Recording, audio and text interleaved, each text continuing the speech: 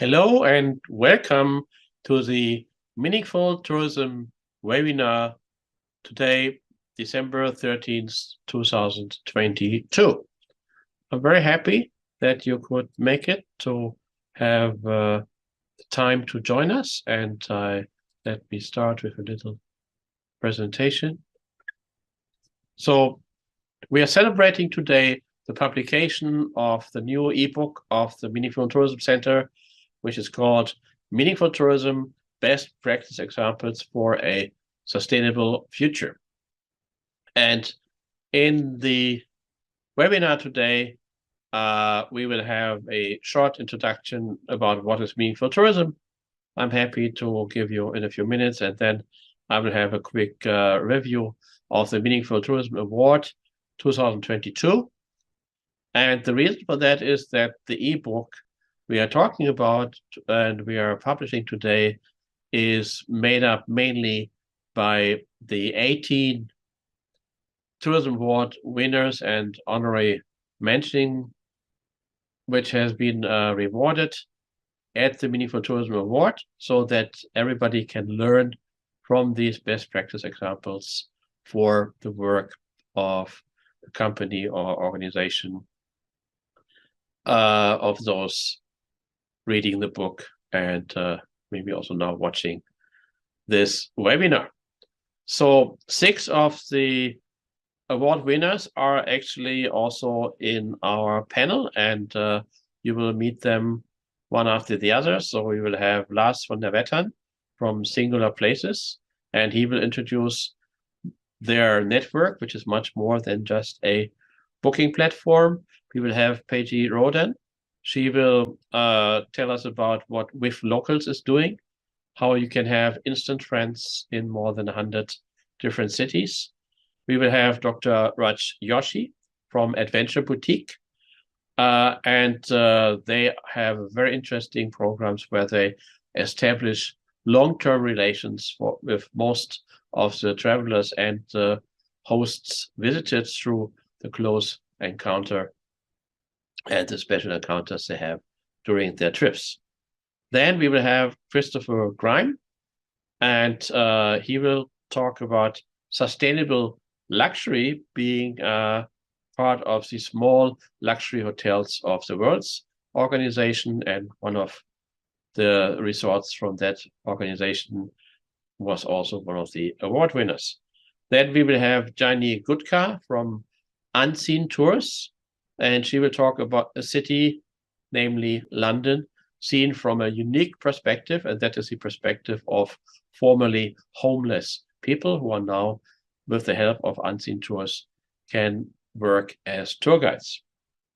And finally, we have Callum Matthews, who is working with 4VI, which used to be the DMO of Victoria Island in British Columbia in Canada. And they have totally changed their organization structure and their aims. And that will be certainly very interesting for DMOs and NTOs, but also for everybody else involved in the future of tourism. And then I will do a little summary at the end to finish our webinar. So just to let you know who is talking to you, my name is Professor Dr. Wolfgang Georg Arlt, and I'm a proud fellow of the Royal Geographical Society and of the Royal Asiatic Society.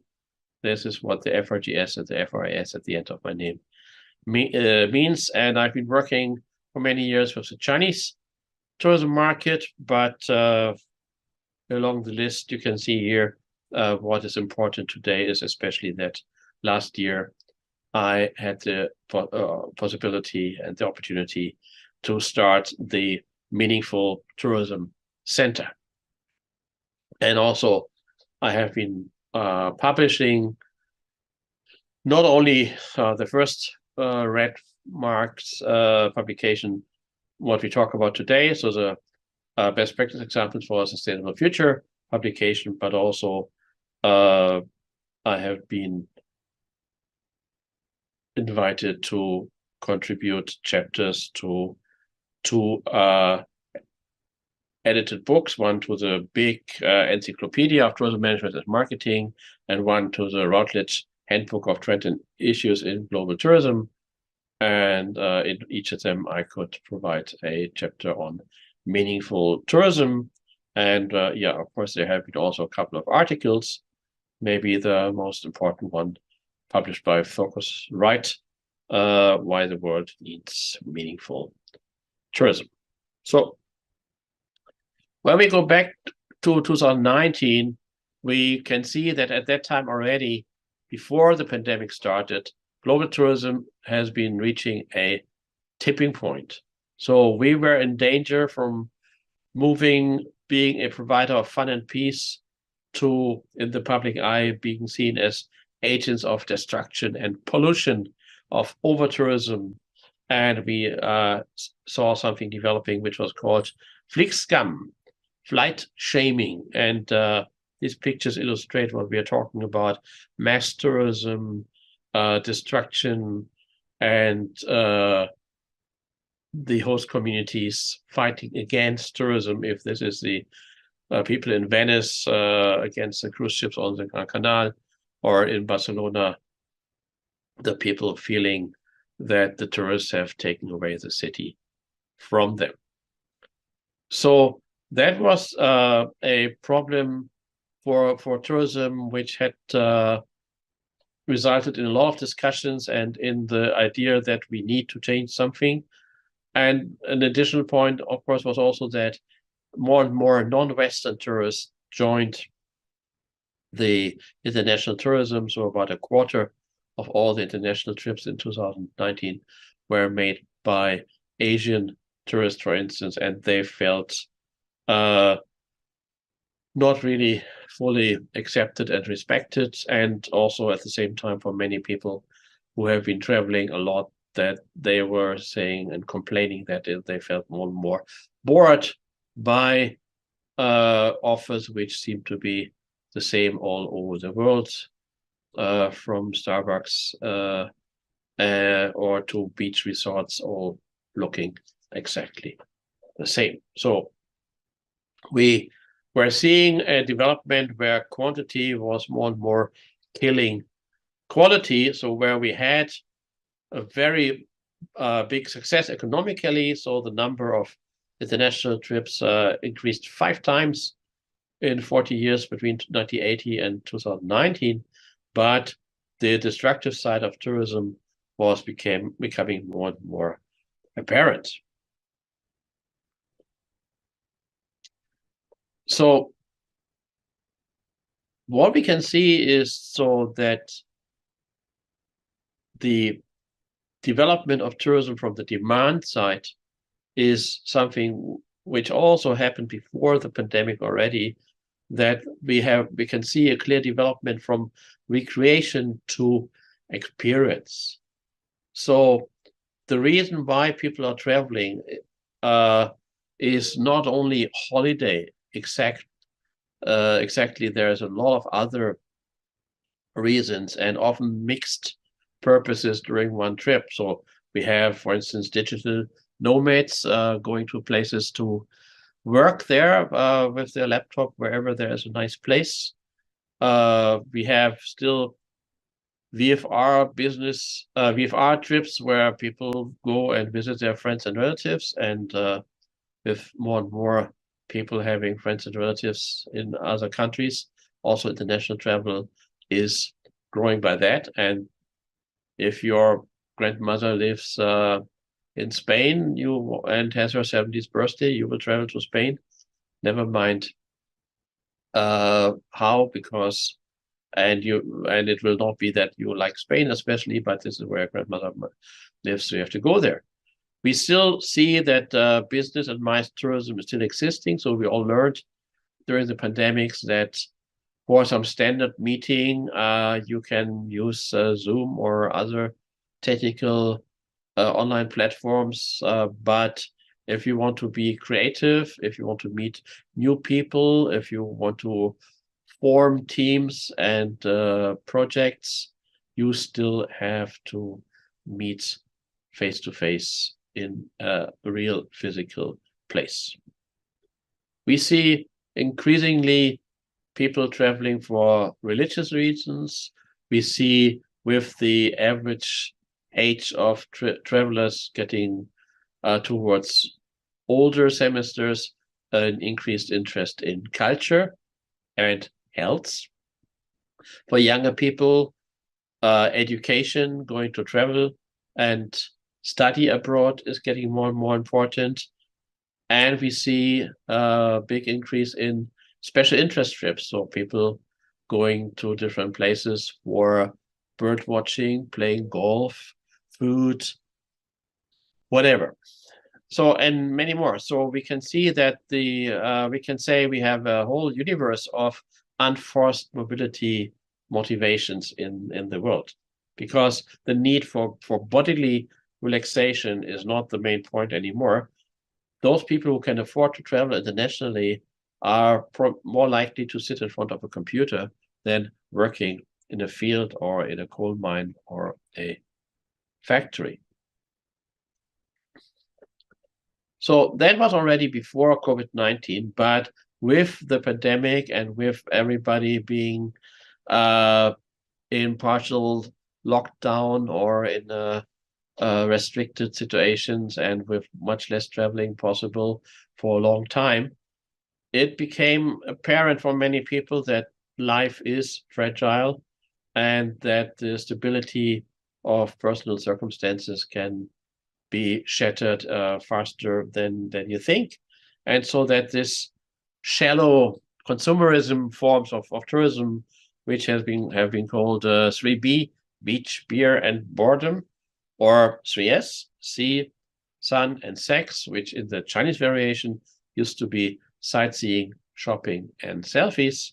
So this kind of tourism has been seen as not really helping you for a transformation or an enlargement of your experiences and of yourself.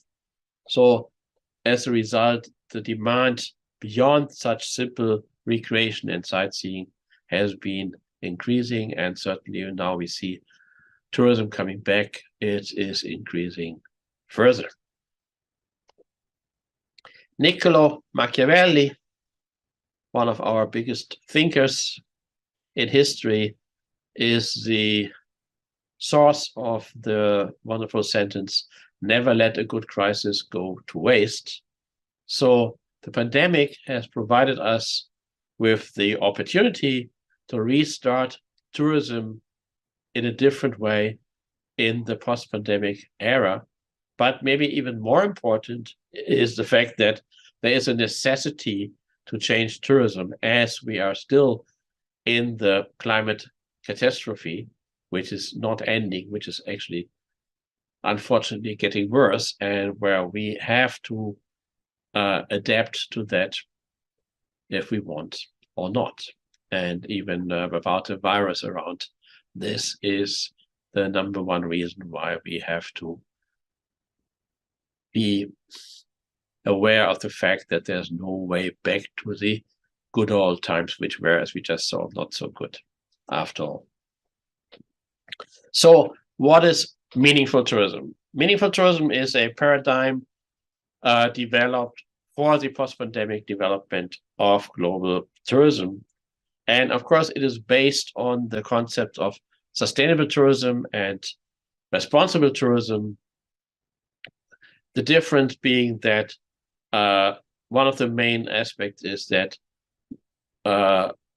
meaningful tourism is offering tools to provide quality and benefits for the aligned interest of all stakeholders, including the 6 main stakeholders groups: guests, host communities, employees, companies, governments, and the environment, aka future generations. So the 2 keywords here are alignment of interest and taking care of all stakeholders. We talk a little bit about this in a minute. So what are the foundations of meaningful tourism? You can see in the graph. So there is, first of all, positive sustainability, an approach which is concentrating not on what to reduce, what to give up, what to forego, or at least what you have to feel ashamed about in your tourism practices, but instead concentrating on forms of tourism which ensure benefits and satisfaction for all the stakeholders involved.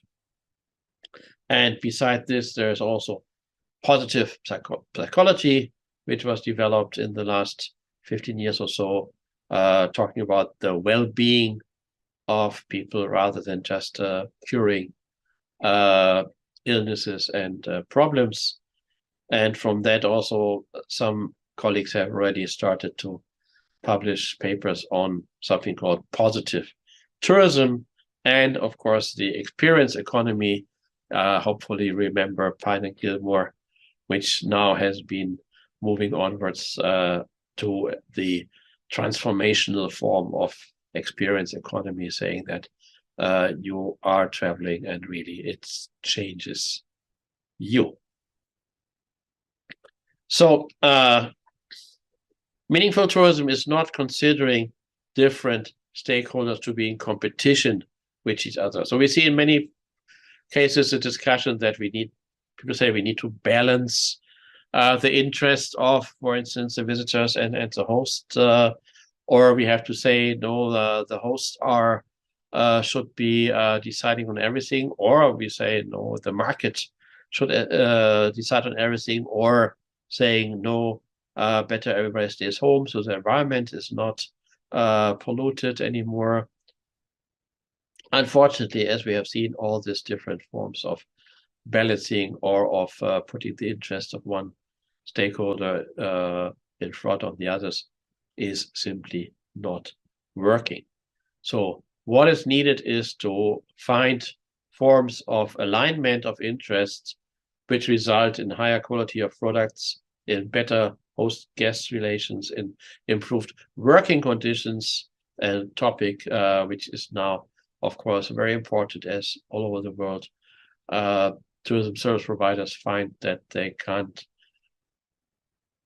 get their stuff back because they found that they can have a better job, or at least a job with the same level of payment for Monday to Friday, 9 to 5, and sitting down and less stress jobs. And they're all over the world. You can see if the working conditions are not right, so these stakeholders are creating problems for tourism.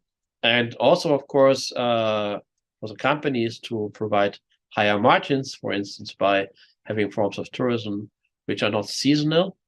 So you can have 12 months a year customers, and forms of tourism where your customers are your best marketing agents, so that you have recommendation marketing, saving you a lot of money you otherwise have to put in some kind of advertisement.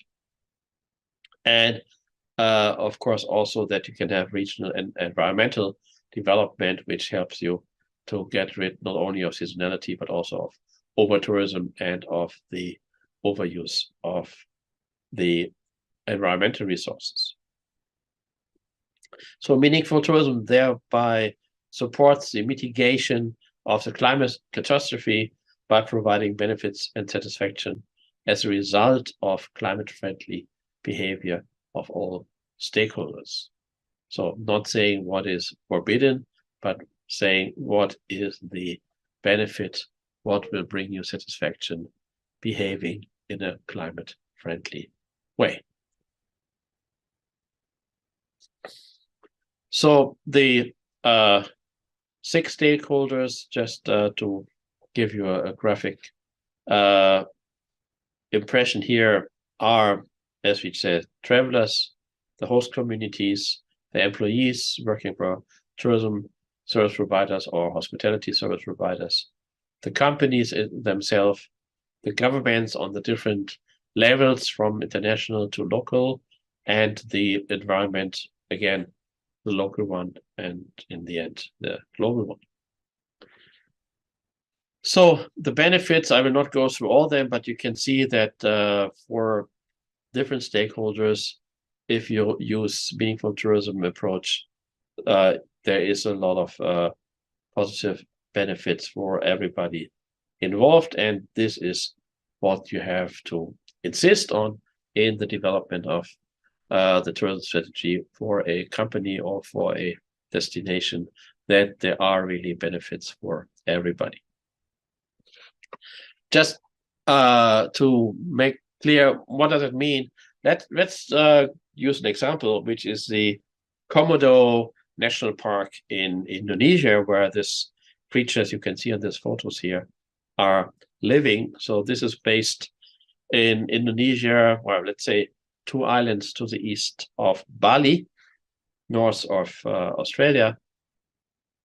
And this park was initially established to conserve the Komodo dragon, also known as the Komodo monitor, which is a lizard and the biggest lizard on Earth. They can be 3 meters long, and they can be up to 70 kilos in weight. So they are actually hunting birds and then deer. They're also scavengers.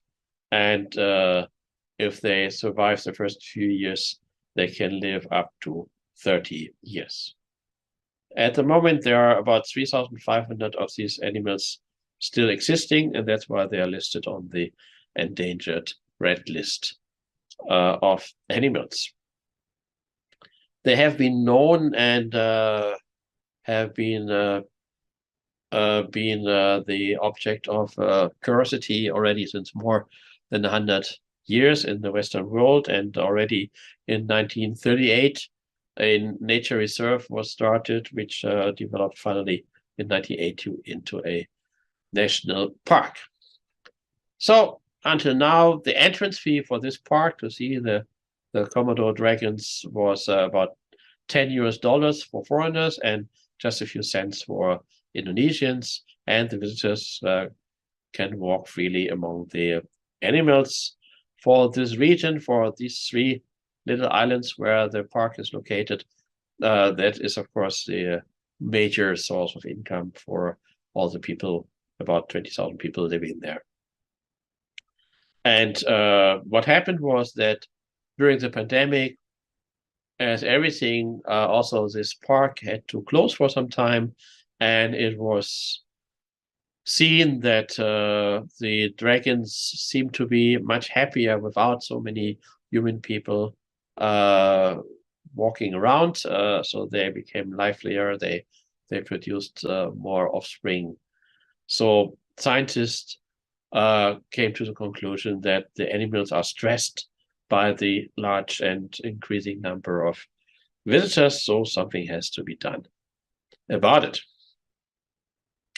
The governor of East Nusa Tenggara, who is responsible for the national park region, then came up with a solution which says simply that the ticket price to go into the national park would be raised to $1,000 for a group of 1 to 4 visitors. So regardless how many people are in the group, $1,000.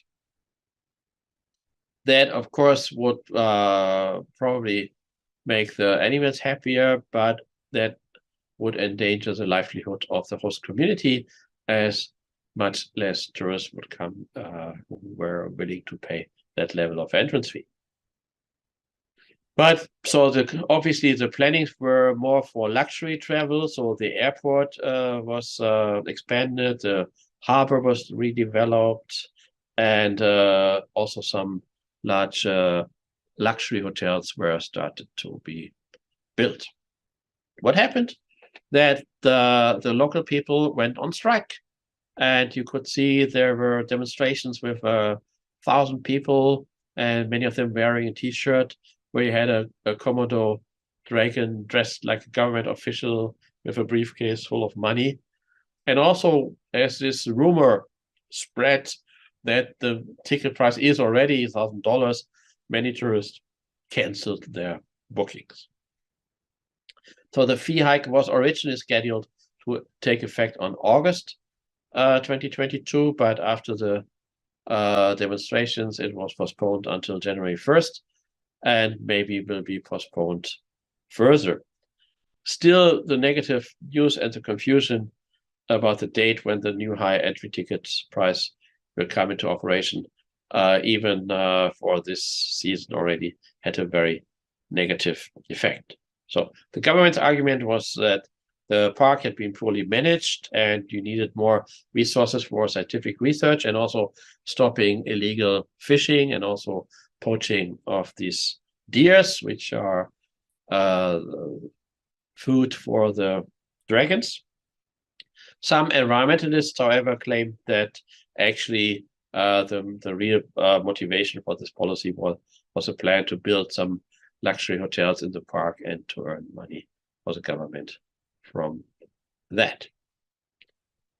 So that is a story which looks like many other stories where the authorities try to find solutions by either balancing interests or by taking in care of only the interests of some of the stakeholders. Obviously, the animals need additional protection, but pushing the local population into unemployment and misery will just increase the problem of illegal fishing and illegal poaching. And as these are 3 islands which cannot be fully controlled, probably you would see a lot of unlicensed and unregulated clandestine boat trips to enter the park without any entrance fee, which then would lead probably to lowering safety standards and accidents and criminalization of local people and so on.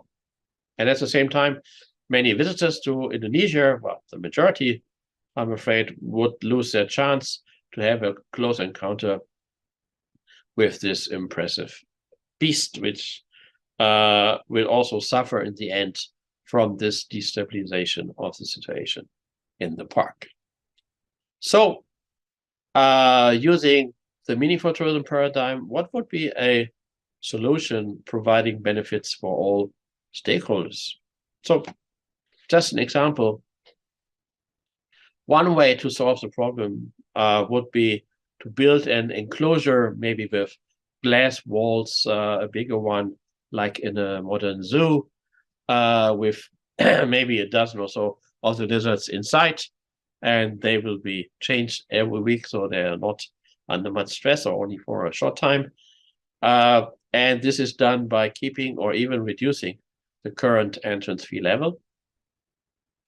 Additionally, and this is basically not a bad idea, offering as an alternative for affluent travelers that they will have to pay really $250,000 per person for a VIP visit for these small groups accompanied by a guide, and that they will be still allowed to walk around freely among the lizards.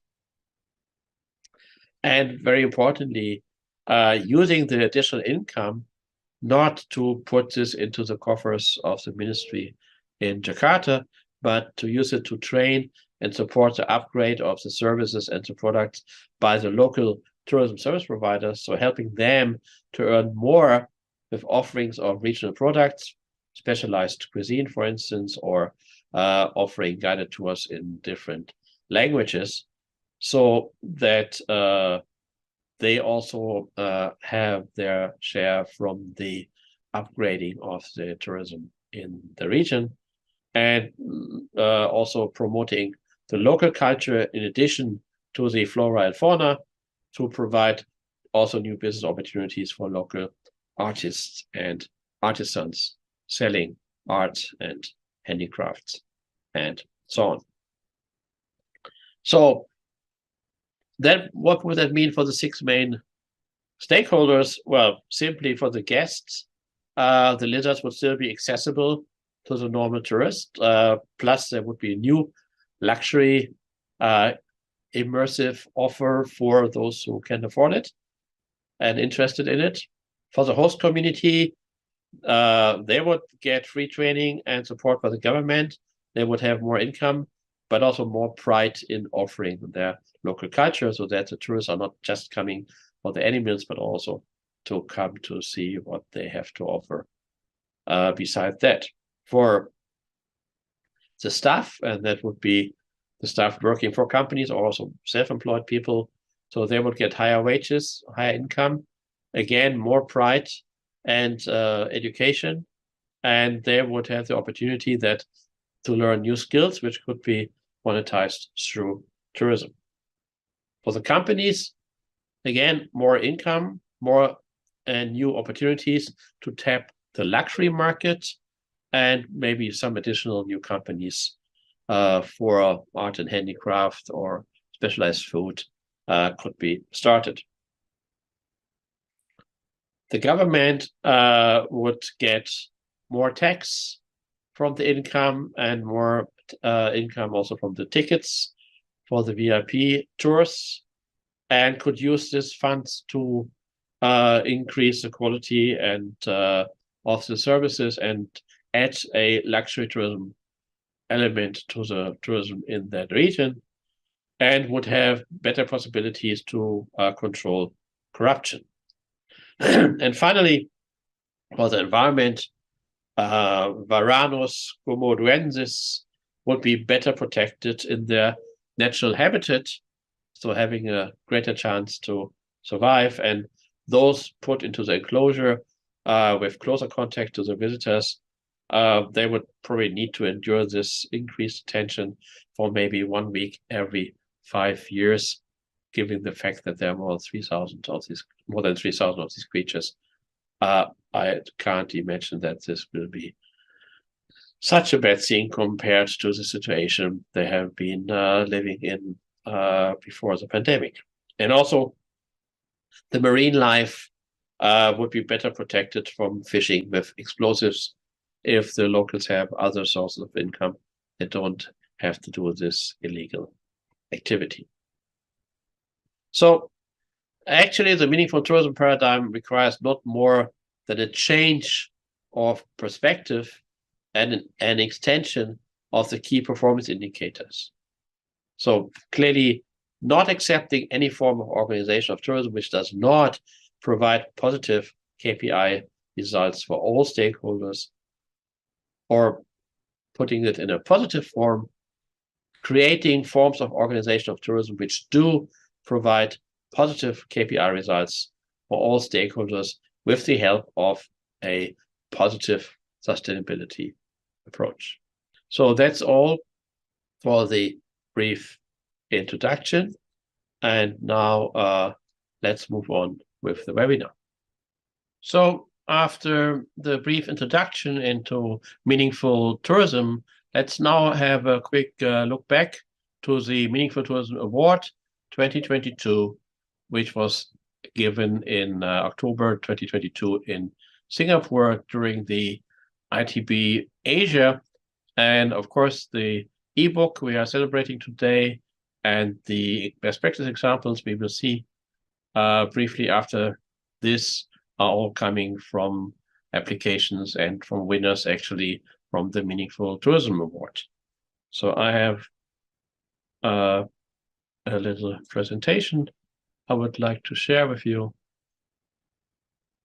So let's have a look at the Meaningful Tourism Award 2022. We had a panel discussion, and you can see the panelists from left to right. Crescent Rating, Albatross Expeditions, and the tourism marketing organizations of Papua New Guinea, and Mr. Kika, the boss of Visit Berlin, our sponsor. So we had altogether 18 award winners, because the awards are given in gold, silver, and bronze for the 6 categories of meaningful tourism. So the travelers, the host communities, the employees, the companies, the governments, and the environment, the 6 stakeholders. And here you can see, for instance, the representative of Albatross Expeditions receiving her award. Of course, no award can be done without a jury. And we not only have to thank again, our sponsors, Berlin Airport and Visit Berlin, but also our jury members, which included, beside me, Anita Chan, Paul Moxness, and Renuka Takora from Hong Kong, Canada, and the UK. So here you can see a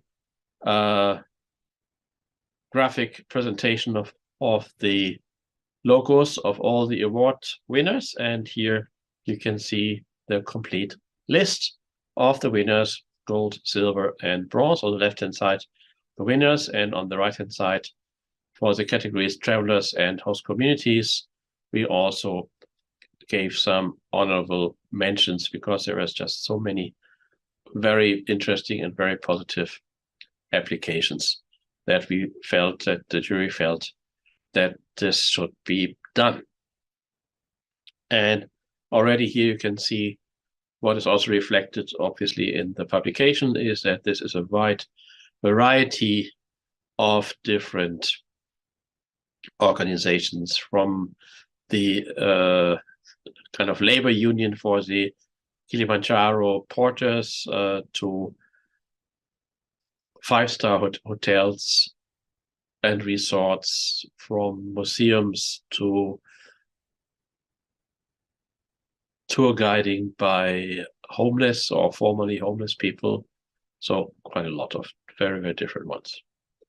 So just to show you what happened in Singapore.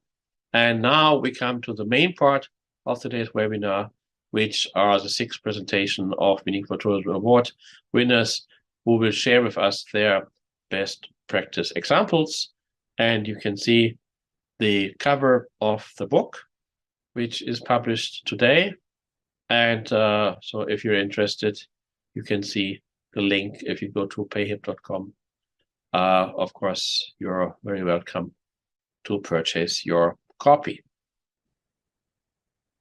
Hello again, and I'm very happy now to welcome Lars von der Wettern from Singular Places, a company based in Berlin, also one of the Meaningful Tourism Award winners 2022.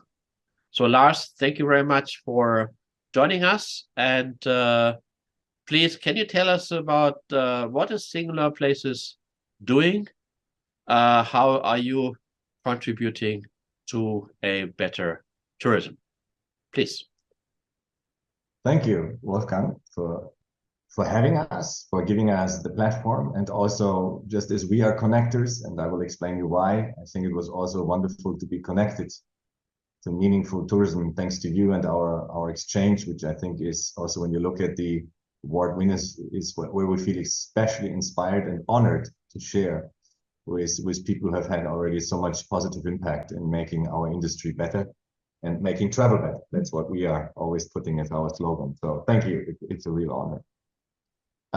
I've just, for the sake of, maybe going through some points to give people an understanding what we are, prepared a few slides. Wouldn't like to make this a full slideshow session, but at least, we can follow a little bit of guideline, because at the end, what is very interesting when you also ask, what do you do and what is your part in this? At the end, we are just connected, and there is other green booking sites for hotels. So we didn't reinvent a wheel or anything here.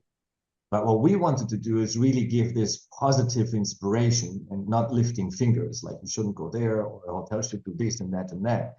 But we wanted to connect and make you feel good on the host side, but also for those impact-driven travelers to have a booking site and to create more community feel, and really having the luxury of connecting the best people and places, And so there was obviously a vision and everything behind it, like you have to do for a good company. But what is the real message here is like, we wanted to have a big positive impact, and that is not to be arrogant. That is to really say we will put into more and more people's minds that this is the way to go, and not by the negative sense of education, but by the positive meaning of inspiration and finding inspiration on your journeys, And we have specifically selected independent hosts because they needed this, especially after Corona, less money for investment. And we think they're often very humble. They don't make the big noise on social media, but they do a lot better business practices very often than the big corporations that highlight all this brilliant stuff, what they do. So again, here we work with people, and that's also what we do. We connect the places, but also the people.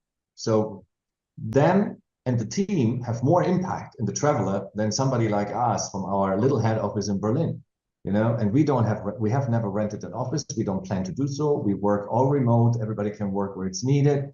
We have our global ambassadors, which are relevant players in the industry anyhow. So we are trying to obviously also look after our own imprint. Yeah? And then obviously we try to have a great team internally that, equal opportunity is a big thing within our industry, also on the senior levels and on the impact level.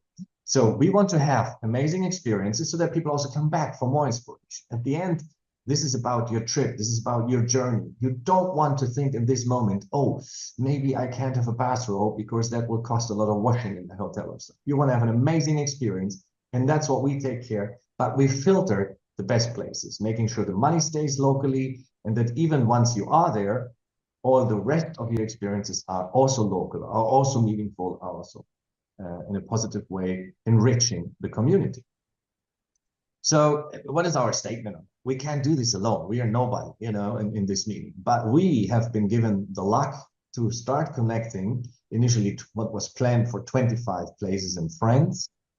We have now grown all our IT structure to take 250, and on a final level, we are looking at about 1,000 places, out of which about 350 will be places where we can host guests. So that this is the experience where you travel to, you have a local host welcoming you, you have a local host welcoming you with a team, so there's jobs created, these are all fair paid, the taxes are paid locally, no money of that stay is being taken. But at the same time, we have to be aware that this is a fight out there, this is a competition for the travelers. So we needed good tech partners. And this is what we wanted to give also to these independent hosts. We have a relevant and very strong data protection is also another meaningful word here for us, for our travelers, good CRM, the good CRS, which is decently connectable, because now talking 350 independent places, I guess, Wolfgang, and most of the people in our industry understand what kind of software issues we're looking at. So we have done this, but at the end, we are nothing without the people putting the passion every day from the traveler to take the time to select such a journey, but also having local travel experts helping you besides the hotel booking for all the transfers, the local experiences. So it's a very simple, in our little circle, there is things. We want to give Impact Host a network of like-minded people, because sometimes you feel also a little bit alone, you feel like a single fighter, and we want to connect you to others. That gives energy and best practices. We also want to connect you to the travelers, those that look for these places and that look for experts who can help them to make sure their journey is wow and impactful. And then we want to be fair. This has to be economically viable, and we shouldn't be ashamed of it. We want to be successful, we want to be making a lot of money, but it's limited. We're looking at a fair commission model. The company structure in the future is going to be built up that it doesn't depend on Lars sitting in Berlin. We're looking at steward ownership options where the power of the company and the purpose is protected for the long term. And then in the future, we want to go even further and say we really want to help all our people with these best practices and openly measuring all the impacts that we are able to create around the globe. What do we expect? We expect people that want to join us from the host perspective to be with a green heart, the sustainably even beyond just the planting of trees, but to really be sustainable as a business, have this relevance in their community, this listening and giving exercise that we often discuss in meaningful tourism, to be embodied, to encourage richness far beyond the actual building, to be singular, to be proud of this singularity, to share your local features. And that can also be sometimes not just the beauty of everything, but the authentic experience, something missing or whatever it is. And then it's a value-driven company overall. We need people to really work with good values. And we are all, and that's the beautiful experience that we have. We have the very introvert person, we have the very crazy one, We have an amazing lady just working on the farm and somebody else helping her to get the hospitality going. But at the end, that is the beauty, you know, the singularity of the place and of the people, but the values at heart, the meaningful wish to really change them and to be better tomorrow than we have been today.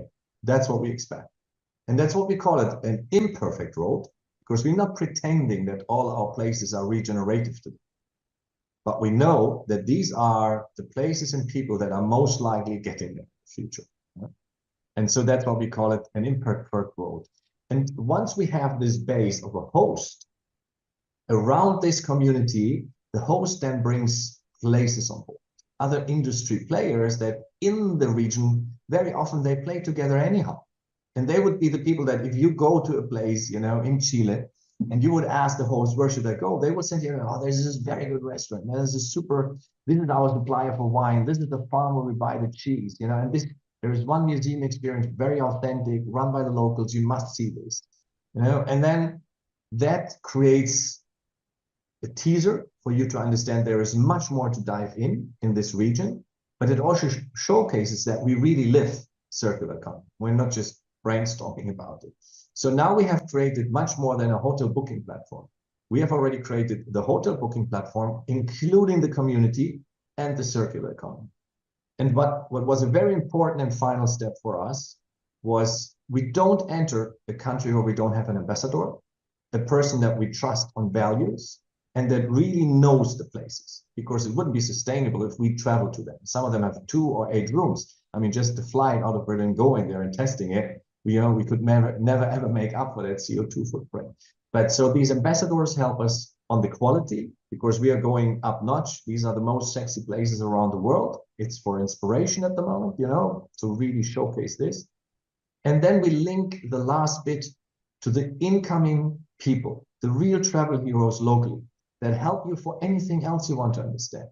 Yeah? And bringing now the host, the place to stay, the local community, and for more insight, the travel expert really has created this partnership for the goals, as we say, this is our strength, you know. And how does it look in the future? This is already available. So the map is already there. You can choose, are you just looking for somewhere to stay? Are you looking to stay and taste? Or what experience can you find in the region? And the latest adding, already live, probably just in a week's time, because in the backend it's already working, is next to this, we will showcase you the local expert, the faces of the people. You know, it's all about personal connections as well on this level. So independent businesses, it's good to see who is running it and who's going to be taking care of you during your trip. And that is a little bit of our story. We are bookable now. We are starting connecting the first places. And as of 23, as of January, we just, you know, need to move this into become a real sustainable and also successful financially performing company. But we have no doubt we have now reached already 75 places, and between places and ambassadors, already over 100 people around the globe working on this project. Becoming bookable, all the test was a pain, but it's working. And yeah, we're looking forward to reach probably already by the end of next year, the benchmark of 250 to 300 bookable places. And then the community has reached already the global connectivity of about 1,000 places, because each of those bookable places brings their partners in front. And that's it. So we hope that we can inspire people when they travel, when they look for examples of good practices in hospitality or restaurants, come for inspiration to our site, you know, and reach out to our hosts, contact them and say, I found you on this website. I've seen you have an amazing concept going there, you know, being it from, you know, natural pools to zero wastage to plastic-free properties, whatever your subject is, wherever you need help. This is not a booking platform. This is a community that has come together to inspire others and overall make travel better. And that's okay. My story, which I hope came across not too much in a rush, but at least trying to bring a little bit more in depth. No, Lars, thank you very much. I think this is has been showing us why you were awarded, because this is exactly what I think what people are looking for.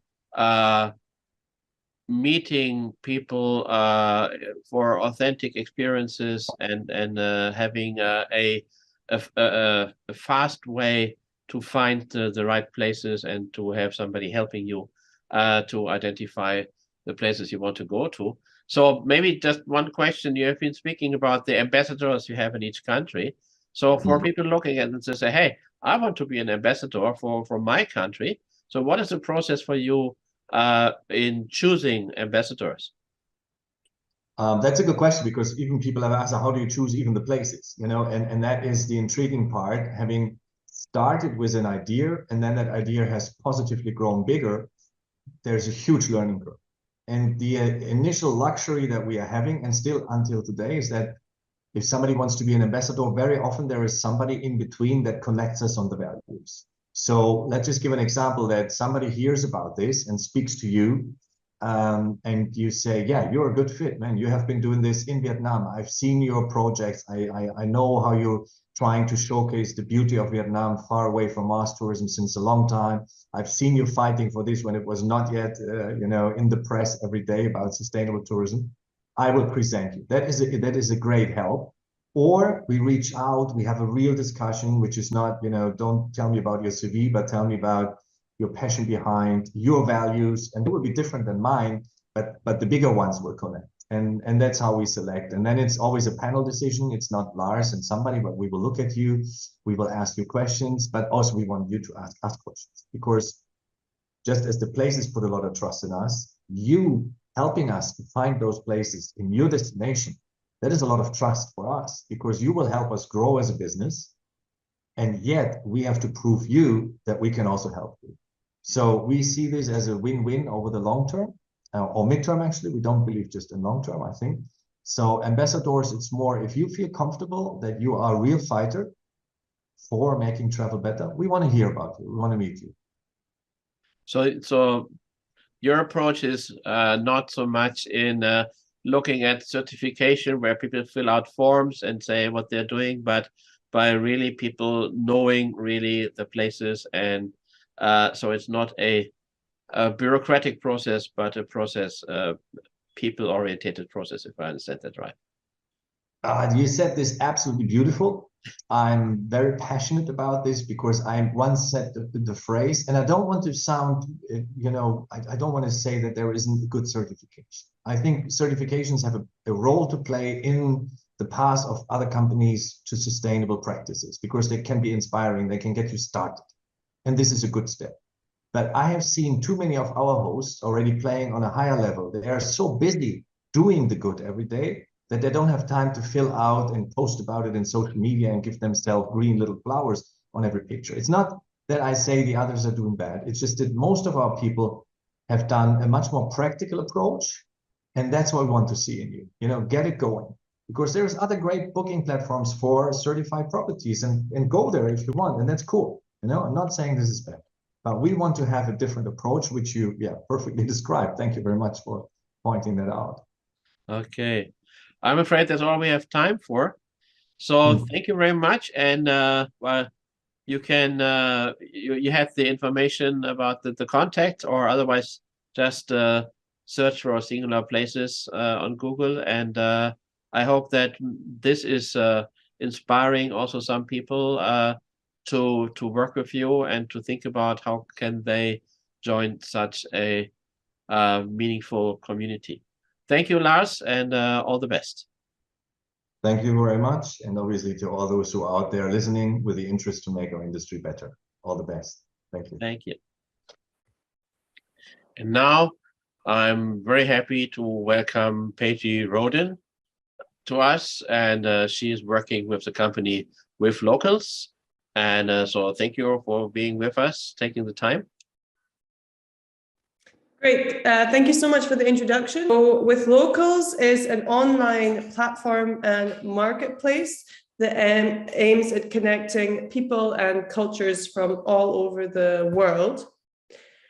So With Locals started back in 2013 with our founder, Willem, who was traveling all around Asia, and he was doing different kinds of tours and experiences. And he really noticed a problem in that a lot of the guides were very restricted on what they had to show and say. Often they had scripts, and they were not really showing what they wanted to show.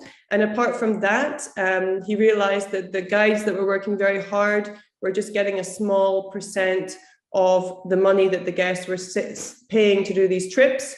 So he wanted to give an opportunities to locals all over the world to advertise themselves and their own experiences and have direct contact with guests. So that's exactly what he did. And With Locals was launched back in 2013.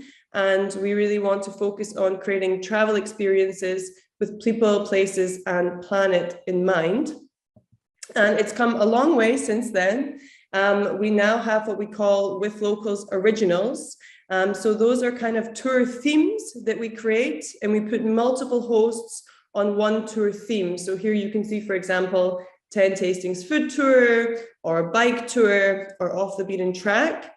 And the hosts on these tour themes are not given very restricted scripts, and they're not given very restricted itineraries. There's just a few kind of USPs to follow. And aside from that, we want to give it over to the host to show things their way, as we believe, it's their city and their experiences. Who are we from the Netherlands headquarters to tell our local hosts how to run things?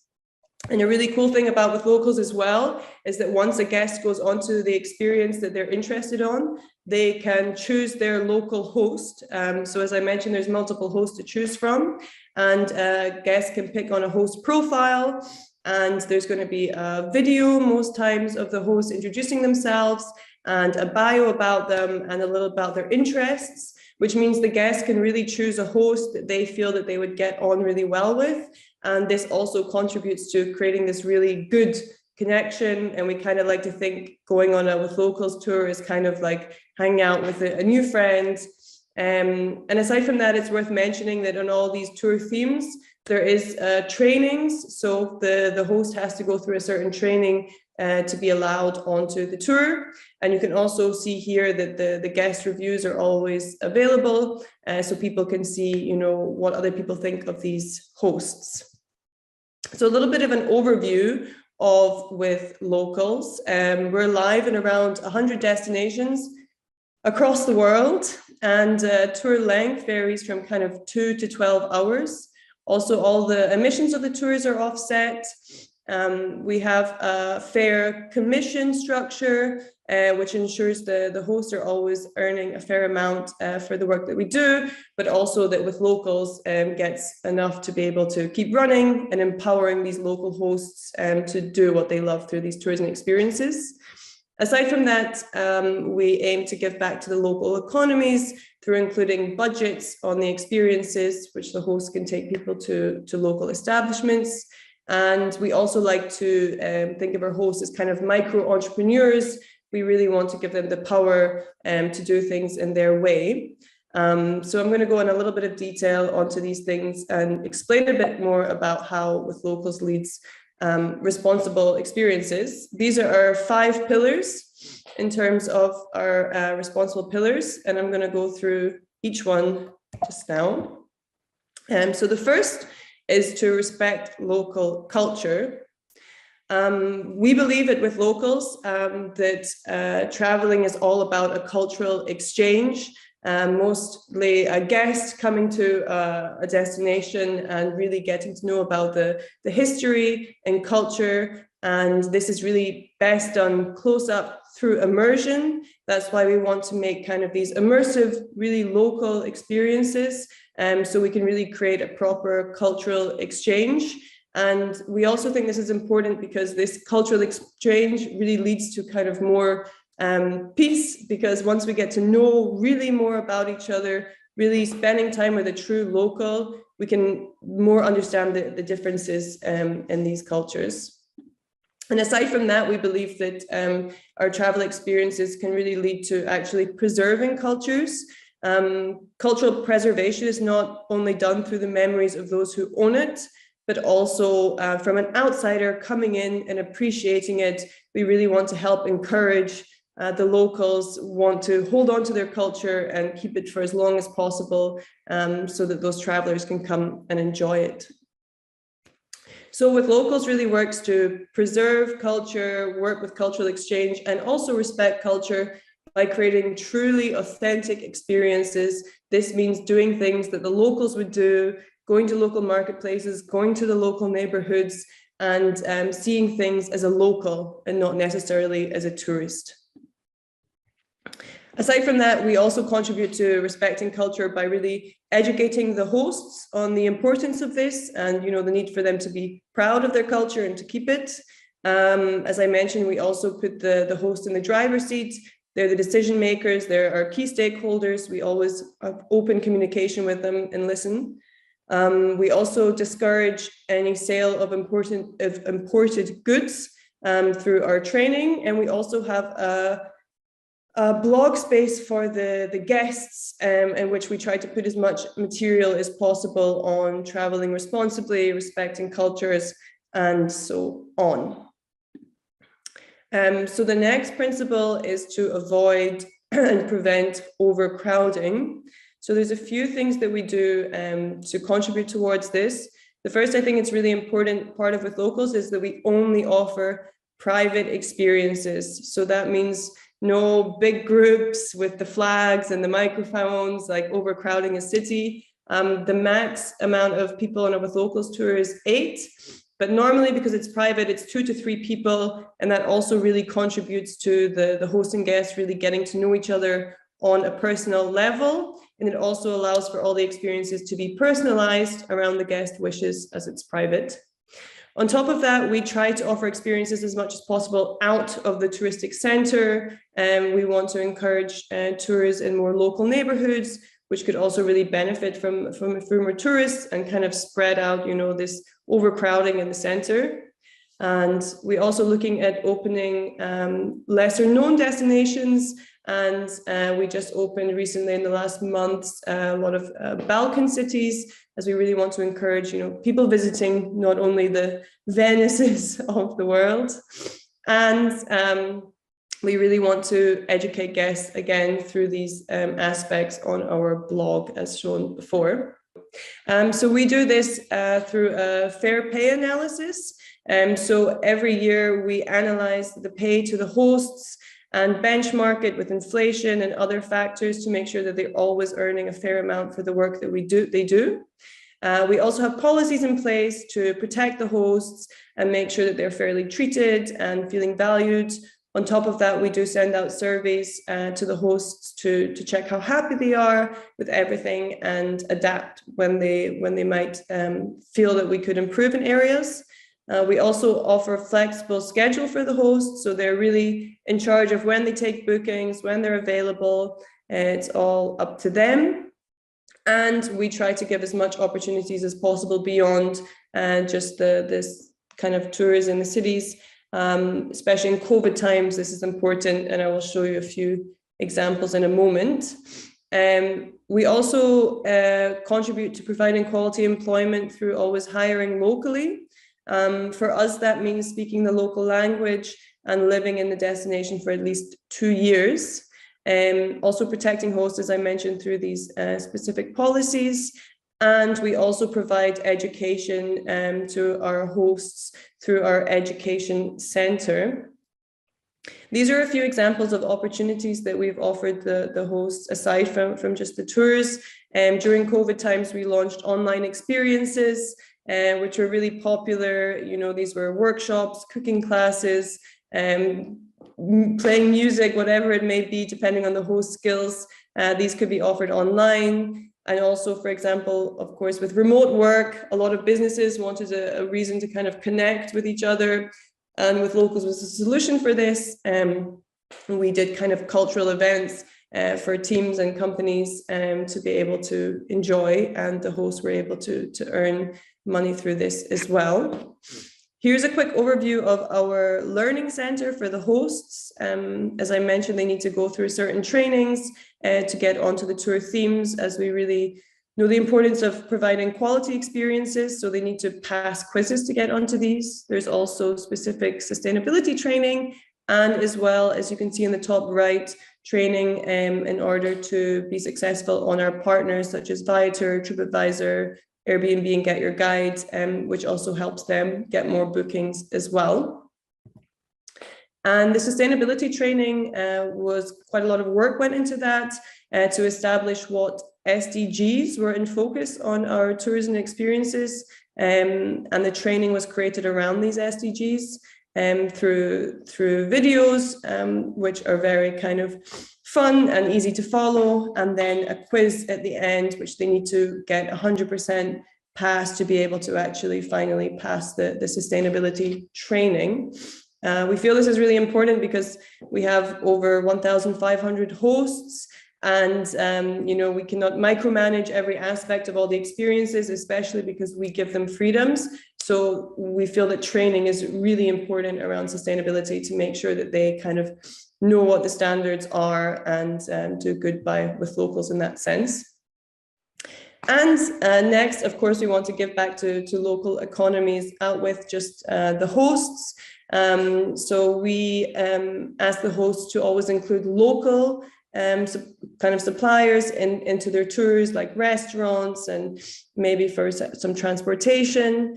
And we offer often quite some budgets on the experiences for them to take the guests to these places.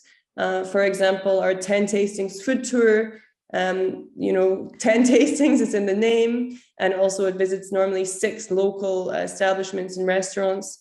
And also through our training, we encourage the host to make good decisions in terms of, having good human rights processes, and also encourage them to visit places that have recycling in place, reduce plastic, and so on. Our fourth responsible travel principle is around about protecting the natural environment. For With Locals, we actually have a lot of very low impact tourism experiences, as they're normally walking or a few biking, and we only have around about 20% of the experiences that are done by vehicle. A lot of these we do try to do it by train as well. So we do, in general, makes not so negative impacts just through our tourism experiences. We also have policies in place to protect animals. We have very strict rules on no up-close personal experiences with animals. We really want to respect their rights in that sense. And for our day trips that do often go on to more natural areas, there's specific training for that for the hosts, and to really encourage the guests to visit them and respect them, never leaving any litter, sticking to the paths, respecting the rules of national parks, and so on. And we've also put some of our philanthropic efforts this year to protecting the natural environment as well. And finally, we are 100% carbon neutral. So all of our emissions are calculated and offset through gold standard projects with our partner Choose. And right now the projects are mostly on clean energy. So that's a little bit of an overview about With Locals, who we are and how we work towards responsible and meaningful tourism. Wow, thank you very much. That is very impressive. And you can see that from a small initiative. Now you are saying you have more than 100 cities already covered. So maybe just one question. So these guides are not full-time guides, as far as I understand. They do this as a part-time activity, or are they developing into full-time guides? So it depends on there are full-time guides out there in our busier cities, and our most popular hosts, they only do With Locals. They can make a full-time career out of it and do nothing on the side.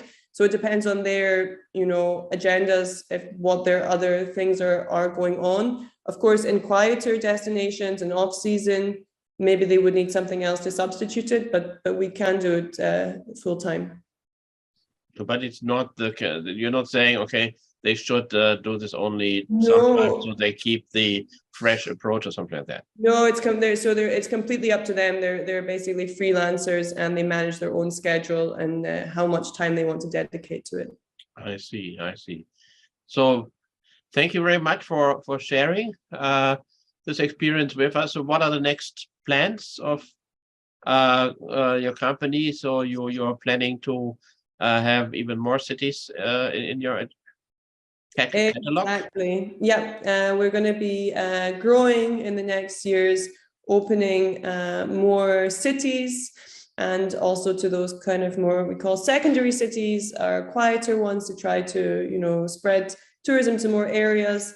And in terms of sustainability, we're going to be publishing an impact report next year to be able to be more transparent about our impacts, and also looking into the tours, not only how we can, minimize negative impacts, but really create more positive impacts through our tours and experiences as well. Very good. Thank you very much. And again, thanks for joining us. And so all best wishes to you. And for everybody watching this, that is certainly a good idea for your next trip, to join a tour with locals. Exactly. Thank you so much. Bye-bye. Bye. Welcome back. And now I'm really happy to introduce Mr. Raj Joshi to you.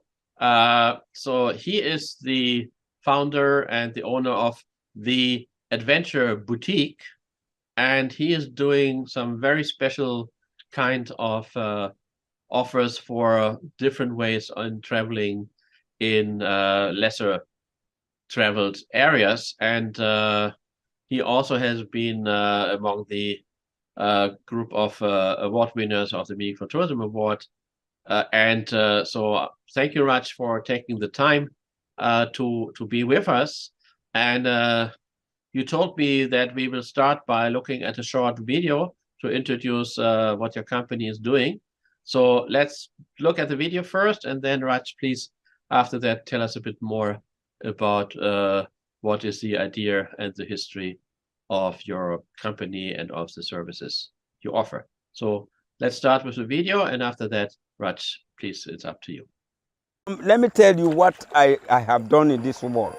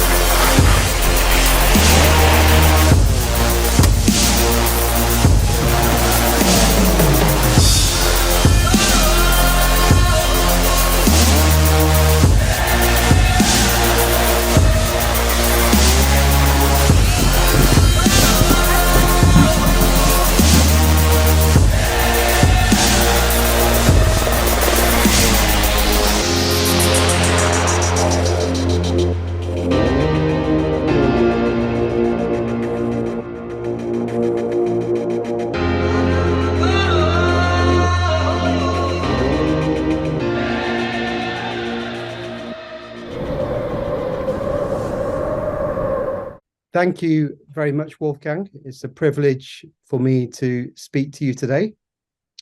So as you kindly introduced me, I'm Dr. Raj Joshi. I'm the founder and also an expedition leader for the Adventure Boutique. We offer adventure travel all around the world.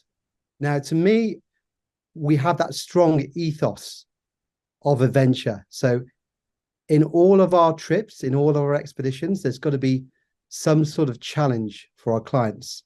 I believe that's really important. Myself and my company, we're part of an organization called the Transformational Travel Council. I'm also honored to be an ambassador for them. And I like their ideology, where all our travels should have some meaningful purpose where we induce some sort of positive transformation in our clients, in the people who travel with our companies. Now, I think if people have that meaningful transformation, not only do they have such a beneficial effect to their own being inside, but to me, it gives them a platform, a foundation from which they can go on to help other people. I think that's really important. So I think the idea of travel, the real power behind travel, is, in a nutshell, to make a world a better place. So how we try to create that through the Venture Boutique is, as well as offering high quality expeditions, which are going to be adventurous and fun for the clients and also challenging, we want the people to come with an open mind, to have that transformation inside, but then through that journey, what they've experienced from our trip is not for the short term, it's for the long term. So they then go back to their own homes, reflect, and then use that as a launching pad to go on to help others. And I've seen that happen through our journeys, through our trips. I've seen people have a positive transformational effect just for themselves, whether it's coming back. I've had clients feedback to me to say how just that experience they've had with us, overcoming the challenges and obstacles and immersing themselves in the local culture, which is really important, local interaction with the communities. They now come back as a more positive person. For instance, one person who was a manager who came out of meetings quite stressed and frustrated, now sees a bigger picture. She comes out now more relaxed and thinks, what's all the bickering about? What's the point? So in a way, we've changed her perspective, her attitude, and she's incorporated that into a daily life in a positive way. So that's just one example. Other examples then, which lead on to how my clients go on to help others. For instance, one of our trips. So our trips, we do some iconic trips, which people may have heard of. And we also do some trips which are very niche. And to me, that's what I like to do, is to create niche expeditions in a way where no one else goes to, because a country is special, I think, due to its people. And there are countries there which are relatively unexplored, or we have little understanding about the people. We might have a stereotypical image seen in the media. We don't really know who those people are and what they're about. So an example is Sierra Leone. So, for example, I take groups over to Sierra Leone. It's to climb the highest mountain there, called Mount Bintamani. But to me, that climbing the mountain is just a small part of the expedition. It's that whole journey through the country and through meeting the people and interacting with the local communities, which is really important. So an example of this expedition is what we do after we land in Sierra Leone, in Freetown, which is in the west of the country. We travel right through the heart of the country over into the east to where the Loma Mountains are, where Mount Bintamani is situated, actually in the middle of the jungle in the primary rainforest. But along the journey, I have an organic process really where I take the group and we stop off during the journey at a hospital called Masanga Hospital. Mm-hmm. Now, this hospital is in a remote area surrounded just by villages, gets very little government support. And what I do is I take the clients there. We actually overnight at the hospital. So I use the facilities of the hospital and then pay them so they get some income for housing us and feeding us. But then they actually show our clients around the hospital. They, with the blessing of the local people, they meet the local communities, meet the patients, meet the staff who are working there, and they get to understand who these people are, what they're about, what difficulties they face, what joys they have in their life, what their hopes and dreams are for the future. And then from there, we carry on our journey into the jungle.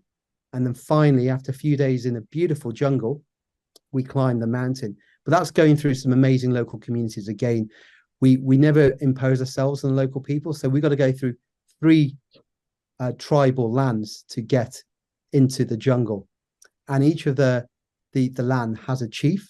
So we have to liaise with each of the chiefs, and if they say we can't pass through, we simply can't pass through. So it's a real adventure, and my group's like that. They know that we don't know what's going to happen next, but thankfully, with that interaction, which is really quite special with the local people, we haven't had any problems so far with the local chiefs or the communities. And in fact, we've been invited into their homes and shared a rich cultural experience. But following from that trip with the local interaction and the challenge of climbing the mountain, my group come home and then they say, how can we help the hospital? So we I communicate with the hospital, I identify what they want and what they require. And as well, we were there, so we've done our own assessment with our own eyes. We met the people and see firsthand what's going on there and what their needs are. And as a result, not so long ago, my group kindly donated a lot of their own money, as well as through our charity, which is the Adventure Booty Foundation. Other people donated their money kindly or had events where they raised money. And from this, and from my group who instigated this during the expedition, we raised thousands of pounds to actually buy oxygen concentrators for the hospital. So only quite recently, we delivered 36 oxygen concentrators, which fulfills a requirement currently for the hospital, which is really, really important for the local people. And then after this is done, it hasn't ended there. One of the group members has said to me, Raj, what next? He kindly donated thousands of his own money for this. And he just said, Raj, what else do they need? So we're currently liaising with the hospital now, and they're looking at a new sterilization unit because they've actually increased the number of operations they're doing, and they have no way or adequate facilities to properly sterilize their equipment with the increase in operations. So that's our next project. So to me, that's the real meaning and the power of travel, is the good you can do around the world. So I think helping other people, but in my own altruistic way as well, I believe that there's a lot of fighting which goes wrong in the world. And some of these people have never spent even 5 minutes probably chatting with that person from that country or from that culture or that background. So what's really nice is people who never get the opportunity to meet, I have that two-way, what I like to see, educational process where I think we learn a lot from the local community whom we meet, and hopefully they learn a little bit from us. But by that interaction, I think we foster that understanding of one another, of the fellow human being, and hopefully then there'll be less ignorance in the world and less hatred. And I think in some small way, the world can be a better place. Yes, thank you so much for sharing this with us. I think this is a very powerful example also of what we mean when we talk about meaningful tourism, that this is something where it is there are benefits for your clients. You say they change the way they see the world and how they organize their own life, but it also changes positively the situation of the people in the area you're traveling, and this is something which I think especially tourism in low-income countries often has been accused of being a modern form of colonialism. It's just so it's still the black people have to work for the white people, and it just now not because there's a gun pointed at them, but because they pay the money. But it's still, and I think this is a very good example. It doesn't have to be like that. And you give, obviously, in your work before your groups, you give the local people a name and a face and a story, and it's not just a Maasai warrior jumping up and down for a nice Instagram photo. And I think this is something really interesting, and I think we can all be happy that people like you spend their time and their efforts on such meaningful projects. And I think you have a little video which is showing more information about the hospital and some impressions of the hospital. So maybe to end today's little presentation, so we can have a look at this other video if that's okay. That's right.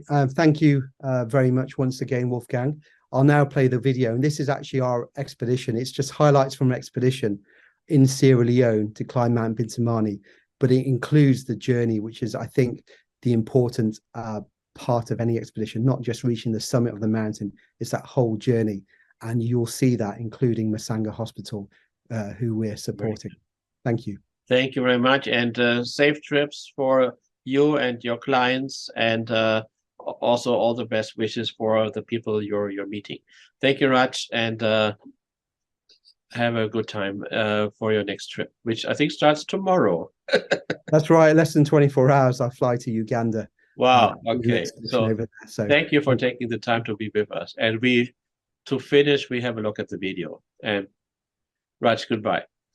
Thank you. Bye-bye.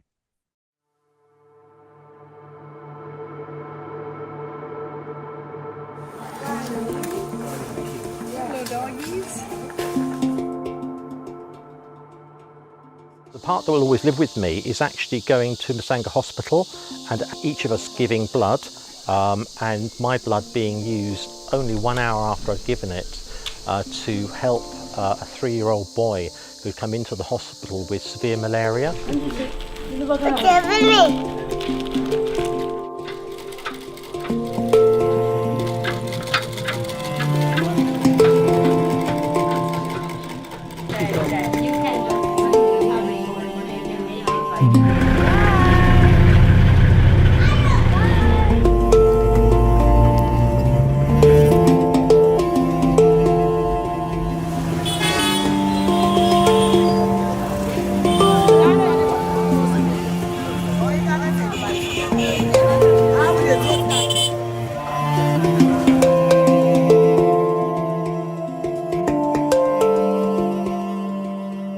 We are going to hike the highest mountain of West Africa, Mount Bintamani.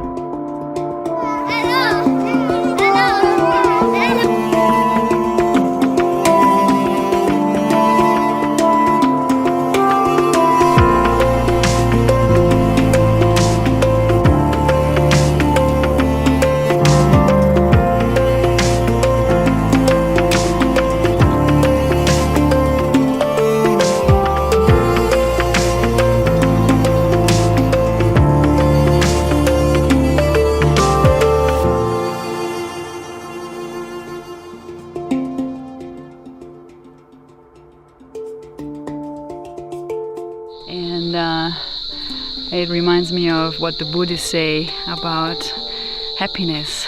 And they say there's no way to happiness. Happiness is the way. And that's so true. The whole path up there, the sweating, the suffering, the landscape is the happiness. It's not getting up there, although that would be a great reward to be up there.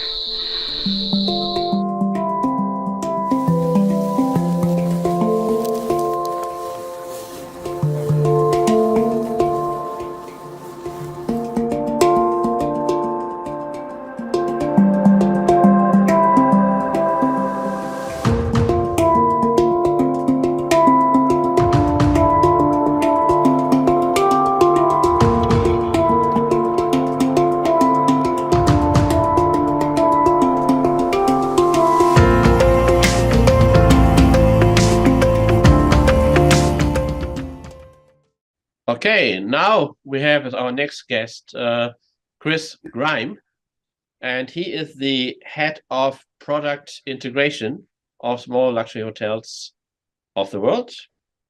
And so, Chris, thank you very much for being with us and taking the time to share some information about your organization. Thank you very much. Thanks. Okay.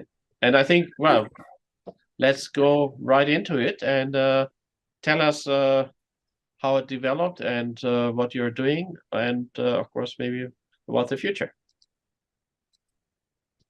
Okay. So yeah, we launched the program in October 2021. We've been planning this for a number of years, and part of the challenge for us was finding a simple path to make things palatable both to our hotels and to customers. So we looked at all sorts of certification, green key, green this, green that, and it was very confusing. And from a customer point of view, incredibly confusing. You know, I think we found over 250 different certification bodies. So we got in touch with the Global Sustainable Tourism Council that we just came across, and had a few conversations with them, and realized that this was basically the basis, the criteria for GSTC was the basis for pretty much all these certification bodies. So that's what we used as our template. We didn't want to reinvent the wheel. We wanted to use something that was already there, already been discussed by academics, by interested parties. And so we created 3 pillars of our own based on the GSTC criteria. So our 3 pillars are environment, culture, and community. And I think the thing that was at the heart of our organization is that our hotels are small. They are luxury properties, but they're all small. And so a real common feature of the hotels is that they are local. They're locally owned, locally managed. The staff mostly are from the local area. And it just meant that we felt, whilst our hotels were really strong on culture and community, because of that, perhaps the one element that they weren't as strong at was the environmental side. So we needed to help them find a way to improve that. But as a starting point, having a lot of buildings within the hotels that are small, that are repurposed buildings, so they're not brand new concrete structures that have been built. The building materials are local, the fabrics that they're using are local, the produce that they're using, organic, seasonal, local, all these things automatically sit very comfortably in the world of sustainability. So it seemed like the most logical thing to do, that we would create a collection from within we've got over 500 hotels. Whilst we want all of them to take further steps on their journey, whichever stage they're at with sustainability, we wanted to also celebrate those who are going above and beyond the norm, and the ones that are really examples to our hotels and to other people to aspire towards. So the aim will be eventually that we would love it if all our hotels were in the Considerate collection, but the reality is a combination of location, style of hotel, age of hotel, things that can be done. Retrofitting, sustainability is not always easy in all the properties. So yeah, we want everybody to progress along the sustainability journey, but the Considerate collection will be something that celebrates the best of the best. So we launched, first of all, in October 2021. And at that point, we launched with 26 properties. They were all existing SLH members. A year on from that, we now have 48 hotels in 26 countries, a combination of existing hotels and new hotels that have been attracted in by what we're trying to do. And that was the whole purpose. We wanted to create a club, for want of a better way of putting it, to share knowledge. We try to make sure that hotels engage with each other. We try and connect general managers from similar hotels. For example, we've got 2 properties in Bali, massively different in style, but both are very much entwined with their local community, and so have a lot of things in common. And so we've connected the 2 general managers together. They are talking about the things that they've done already, the things that they can do. But I think the beauty of the sustainability area is that I think most of us who are in it don't feel as that we're in competition. And I shouldn't say that because I'm representing small luxury hotels of the world, but I look at other people doing things and I go, that's great. I applaud it because, and so I think it's quite good that people look at it and they don't feel as if they're protecting their own area of what they're doing. They feel happy to share what they're doing. And that's what we've got to do. If tourism is to have any future without destroying the very thing that people are going to see, we've got to do this, and we've got to do it now. So that was the premise on why we set things up. and how we're moving it forward. So we've got a selection process, and our own green team that assess any hotel that is interested in joining the Considerate Collection. And then once a hotel has passed that stage, we then get somebody from GSTC to look over the document that we've produced. And it's not certification. We're very careful to say that we're not a certification body. We're not experts in this field. What we're trying to do is help our properties tell a story and help customers feel connected to the places that they're going. So yeah, that's the premise behind it. But we've also produced a number of things in-house. So we've got an intranet system, and within there are a number of things that resources that hotels can look at. And again, depends on what level they're at. Some people are way past removing straws and plastic bottles, and let's hope everybody is. But we know the reality is that some people are still struggling to get on that and to know what to do as much as anything else. I mean, one classic example: we had a seminar for all our hotels, and we're in a strange situation. In the past, we used to be saying, in your bathrooms, you should have more choice. We're a luxury brand. You should have lots of different things in there. Now, 10 years down the line, we're going, don't do that. Don't have, have refillable bottles, have this, have that, but have things that are sustainable, not things that are single use. And we had one of the hotels who popped up a question and said, but how can that be luxury if we're doing this? And I said, the thing is luxury is very much a perception. And if you explain why you're doing something, people will have no problem with it. So if you say, we used to have single-use bottles of shampoo and soaps and things, and people used to take away with them. We don't do this now, and this is why we don't do it. And actually, there's nobody who's ever come back and said, well, that's, I don't like that. We should have everything like we used to have it. So it's a kind of a shift in mentality for our hoteliers, but it's also an opportunity to help educate travelers who may not have seen it before, or may have seen it and just need affirmation that the product that they've bought is something that they're not going to feel a prick of conscience when they leave. They're not going to go, oh my goodness, I've just consumed everything that I could in a very short period of time. It's how can we do things a little bit better? So things that maybe hadn't even been thought of before with luxury products, vegetarian options, not just options, whole menus that are vegetarian based. So we've got a hotel, one of the hotels I mentioned before, the areas, which is in Bali, which is called Los Lindenberg. Now their entire menu is vegetarian and vegan. Now I think if you'd have said to somebody 10 years ago that a luxury property would have 100% vegetarian or vegan menu, they would have said you were mad to try it.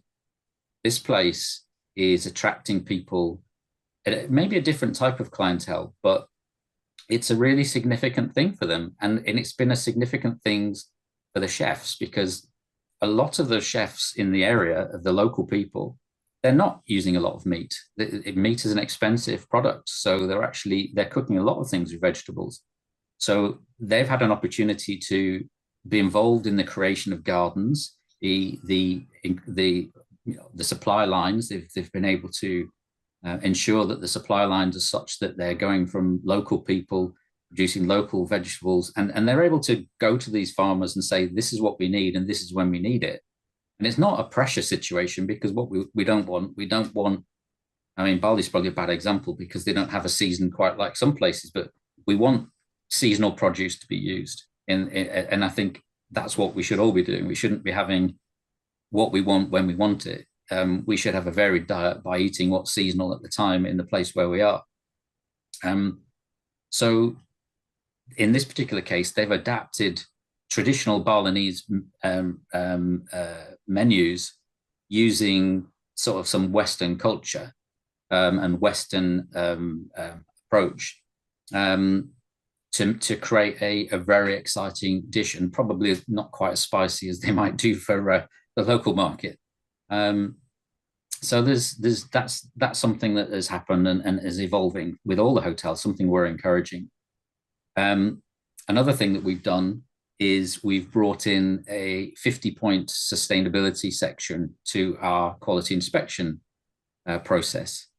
So part of small luxury hotels of the world is that all our hotels are inspected every year by a mystery inspector. It's an unannounced visit. And we've incorporated 50 questions into that process that are specifically related around sustainability. But not necessarily, it's not the back house side of sustainability, it's the front of house stuff.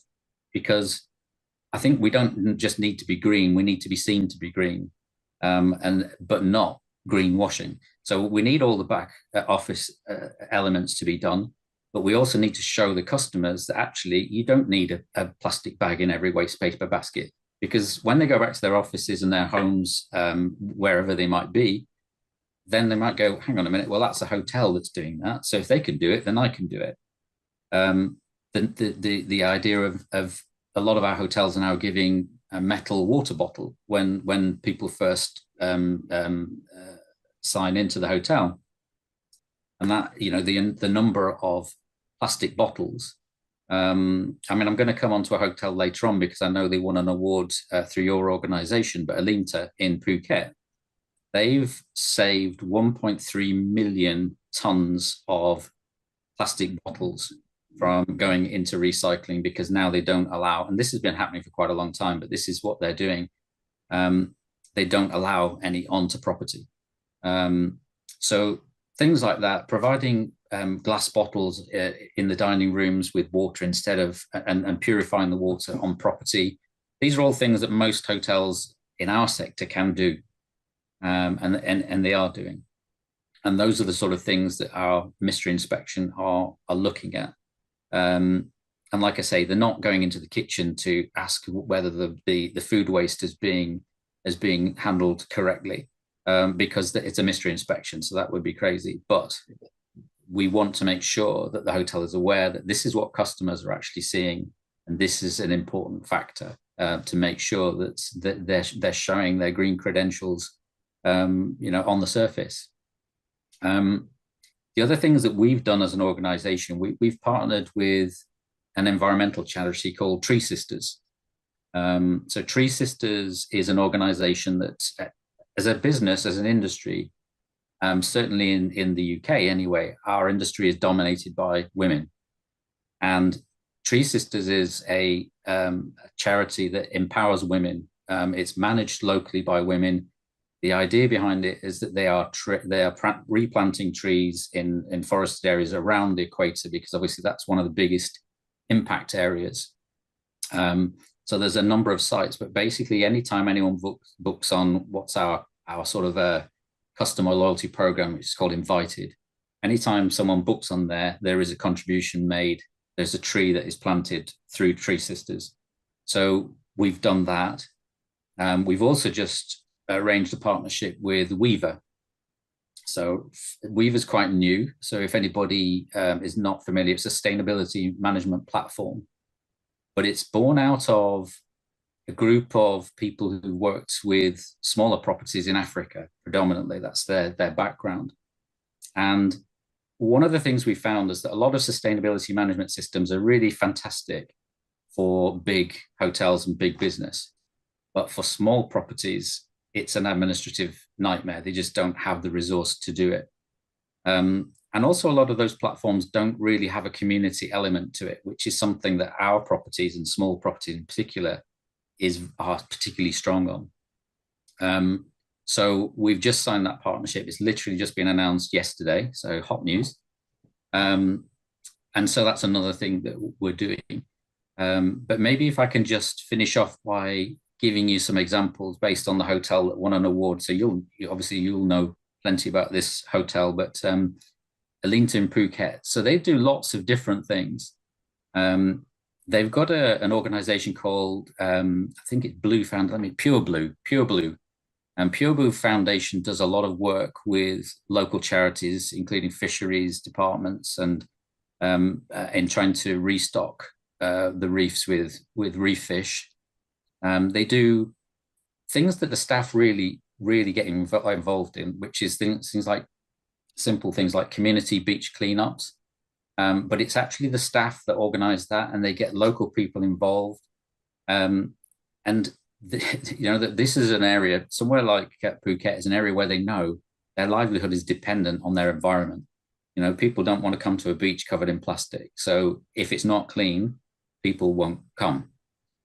So they're really invested in it. And the hotel actually go out to local schools on a regular basis and do talks about food management and waste management of food, water, things to help save water, because obviously in that particular area there are some challenges with keeping pure water. They also have planted a vegetable garden at a local school, and helps them change their menus to improve the nutritional balance of the food that's being provided in the school. And they've got local staff at all levels, so the community and the hotel are absolutely intrinsically linked. And that's the sort of thing that we're encouraging. And they've done all sorts of other things that you wouldn't necessarily think of. But I think of going to certain beach resorts in the world, and you see acres of white plastic on the beach. Well, Alinta Phuket, all their beach furniture now, they've upgraded it to marine grade stainless steel. So not only is it long lasting, it's attractive, and it's recyclable. So these are the sort of things that, and this is one where obviously their upfront investment was quite high, but the long-term benefits of that are massive. So yeah, hopefully, in a nutshell, I've given you some of the things that we're trying to do to try and progress our sustainability journey. Yes, Chris, thank you so much. I think that was quite impressive and clearly pointing out that luxury is not just expensive or bling bling, but today luxury really means investing in the future, in the long-term things. And the property in Phuket you mentioned, this is of course also featured in the ebook we are publishing at the same time as we do the webinar. And there are some more examples of what you have been saying, that they have their own gardens, or for their herbs and the vegetables for their own kitchen, but also, as you mentioned, for the school kids in the area. So that this is a really good example of involving the community, involving the staff members, and that is not just a crazy idea of the director, but that really everybody is into it. So that is I think a really good example. And as you mentioned, so there is of course people are always asking, oh, is this all greenwashing? And if you are on the level of plastic straws and something, yeah, sometimes it is. And I think just one comment is very interesting. So at the WTM in London this year, I was on a panel organized by Harold Goodwin on responsible tourism, and there was your colleague, the sustainable officer from TUI, and certainly their customer group is maybe less discerning than yours, more mainstream. But he also was saying that actually it has flipped, that he has to stop the marketing people from talking too much about sustainability, because he said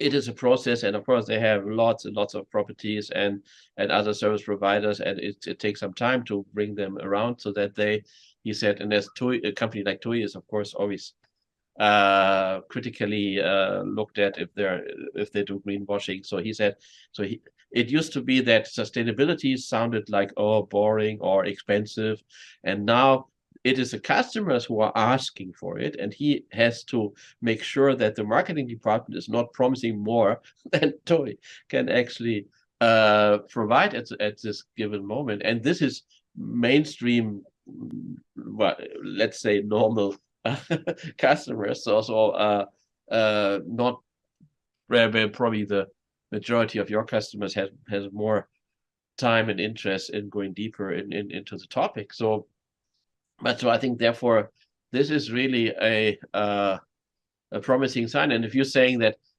you're not aware that anybody ever complained that this little shampoo bottles have disappeared when they are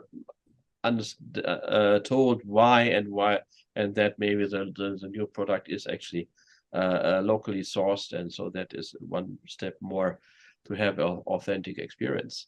So I think it is very encouraging to hear that, and obviously on your end that you have been proactive in many ways in doing that. In other parts of the industry, it is maybe the customers pushing the industry a bit.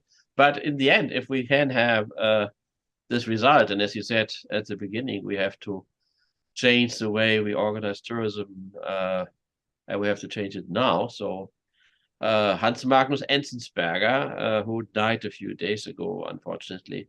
So he wrote in 1957 this sentence, the tourist is destroying what he's looking for by finding it.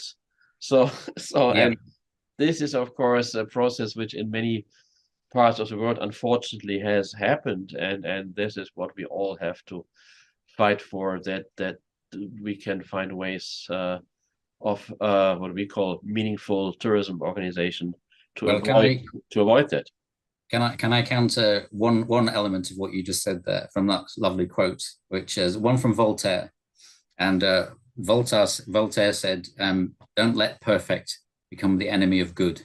Yes, the only thing that it's a challenge, because we want to be as green as possible, but we also want to celebrate the good things that people are doing. And we know we're not perfect. We're not perfect, any stretch of the imagination, but we need to be better.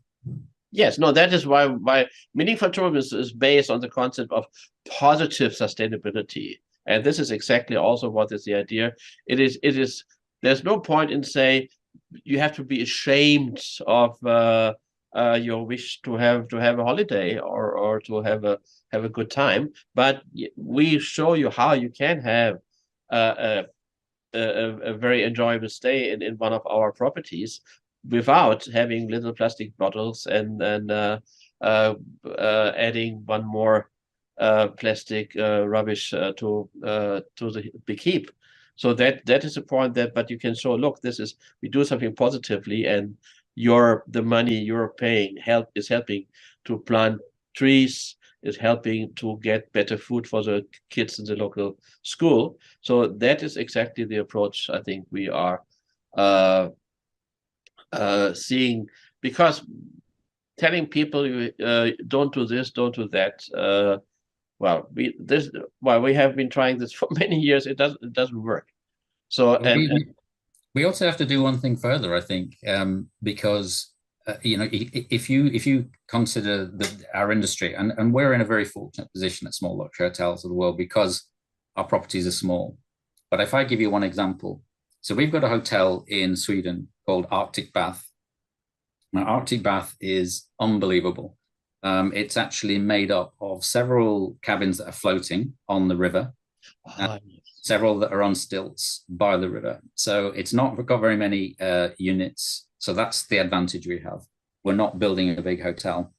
But the thing that I have a challenge with, for me personally, is to see a 400-room hotel on a greenfield site in Yucatan or wherever it happens to be, then getting a green certificate, because they've just poured thousands of tons of concrete into the ground to build it. Now, Arctic Bath, yes, you can't build a 300-room hotel where they're floating. I appreciate that. But the rooms that are floating, at the end of their lifespan, everything within it is recyclable. It's either wood or metal. It can be removed. The only thing that would be left was the concrete pillars that they use to support the land-based cabins. They literally cut that off, or even they could dig them up. But it would basically be, that hotel could be removed with no trace. And we're never going to get to that with mass tourism, but we have to be thinking along those lines. We can't pour concrete into the ground and then say it's green. Yes, yes. No, I fully agree. I think I've seen some pictures of the hotel in Sweden, and it really looks very, very impressive. Yeah, but of course, I mean, this is clearly there for 1,000 rooms place. You have to have other solutions, Yeah. but that is not an excuse to say we don't do anything. So certainly. So Chris, really very insightful listening to you, and I think congratulations for moving the industry and showing examples maybe to the rest of the industry how things can be done. And all the best wishes for you.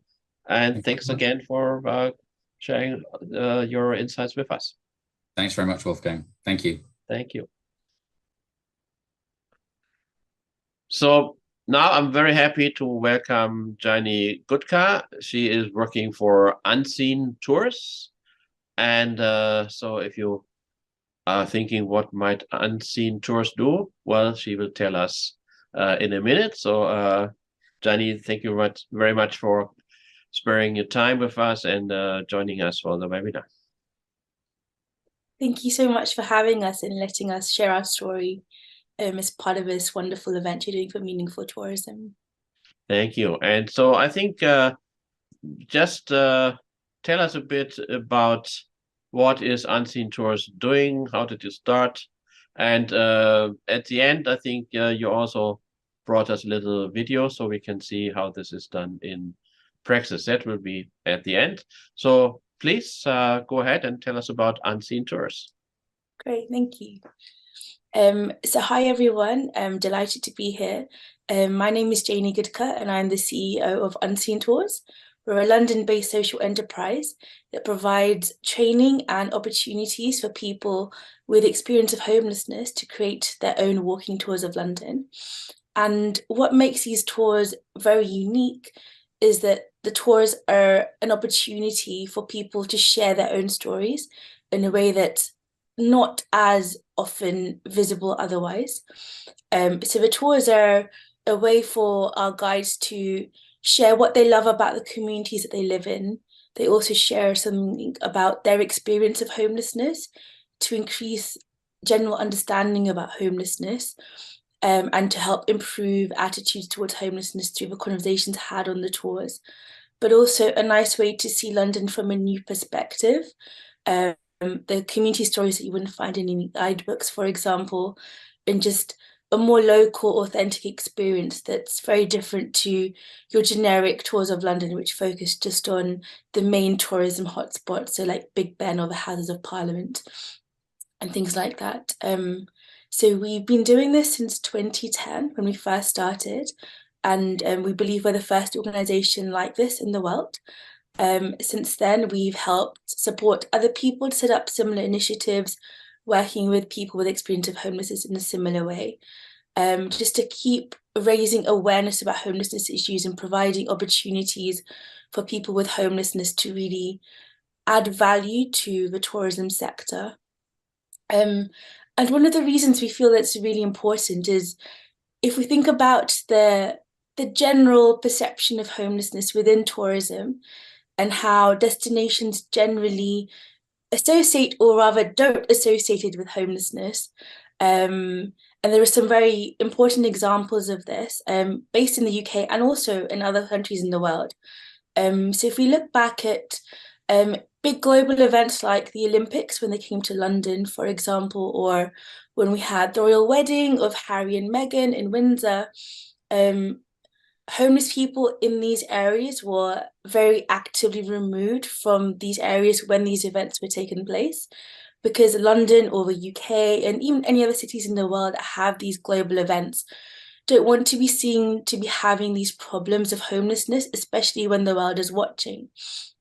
And so they're displaced, they're removed to make space for other people who are visiting for these special events taking place. And this is true for most cities around the world, I'd say. But we think that this is a shame, because people with experience of homelessness have so much value to add to a destination through their unique perspectives and their own experiences of the city. It's such a brilliant way to understand the hidden nuances of a city that you can't get from a general walking tour. And also it provides a less sanitized version of the city. It makes the city real, it makes it come to life. You really understand the values, the concerns that locals have, the experiences that locals have, the stories from neighbors and other community people and people who are not necessarily famous, but add so much character and value to a community where the tours are taking place. And that's what we're really trying to do through our tours. Of course, there's also value to the people that we work with. We provide training, we help them with their mental well-being, with their self-esteem, with their self-confidence, and so many other attributes that are important, not just for people with experience of homelessness, but for people generally. But the feedback that we have from our guides is that when people experience homelessness, they're often invisible, they're often unseen. If we think about how busy we are in our general day-to-day lives, we don't usually have time to stop and have conversations with people who may be rough sleeping on the streets. And so if this happens on a continuous basis, it really affects someone's self-confidence, their self-esteem, their sense of self-worth. And we're trying to change that by changing the power dynamic. So these are the people who were once feeling invisible, but now they're the ones who are responsible and in charge of showing you around their communities instead, to really change that dynamic and promote their self-worth through the process as well. And through this, we've seen real development in people's confidence, public speaking skills, other opportunities that they've been able to take on as a result of becoming a tour guide. And it's something that kind of motivates us to keep going because we can see the real valuable changes taking place on an individual case-by-case basis with everyone that we work with. Over the past 12 years that we've been operating, we've trained 24 people to set up their own tours. The way that we do this is quite different to other tours in that we work with the guys to develop their own tours. We don't give them a set script or anything, so they have full ownership of the tours that are created.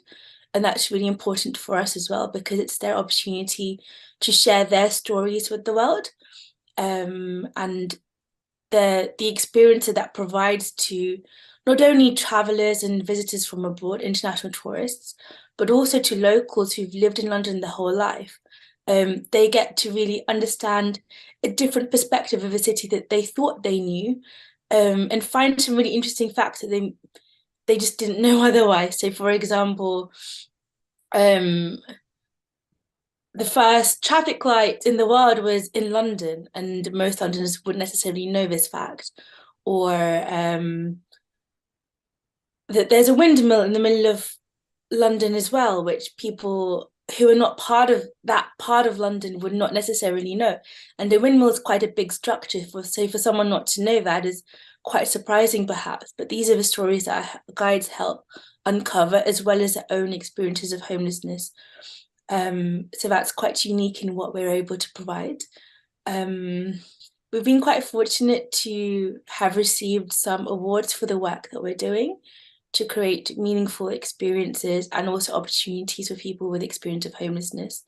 The Meaningful Tourism Award being one of them. So thank you so much for acknowledging the work that we're trying to do to make tourism more inclusive for more communities.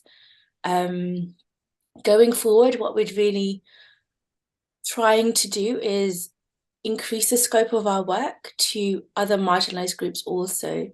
So it's not just people with experience of homelessness that are excluded from having this active voice in tourism.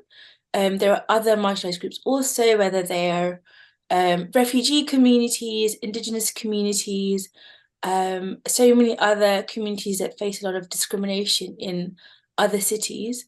And we're really trying to use our walking tours as a vehicle, not only to provide them a platform to share their stories and to have these important conversations to improve attitudes, but also just provide more unique experiences that are locally run and organized and authentic in the way that they portray a destination.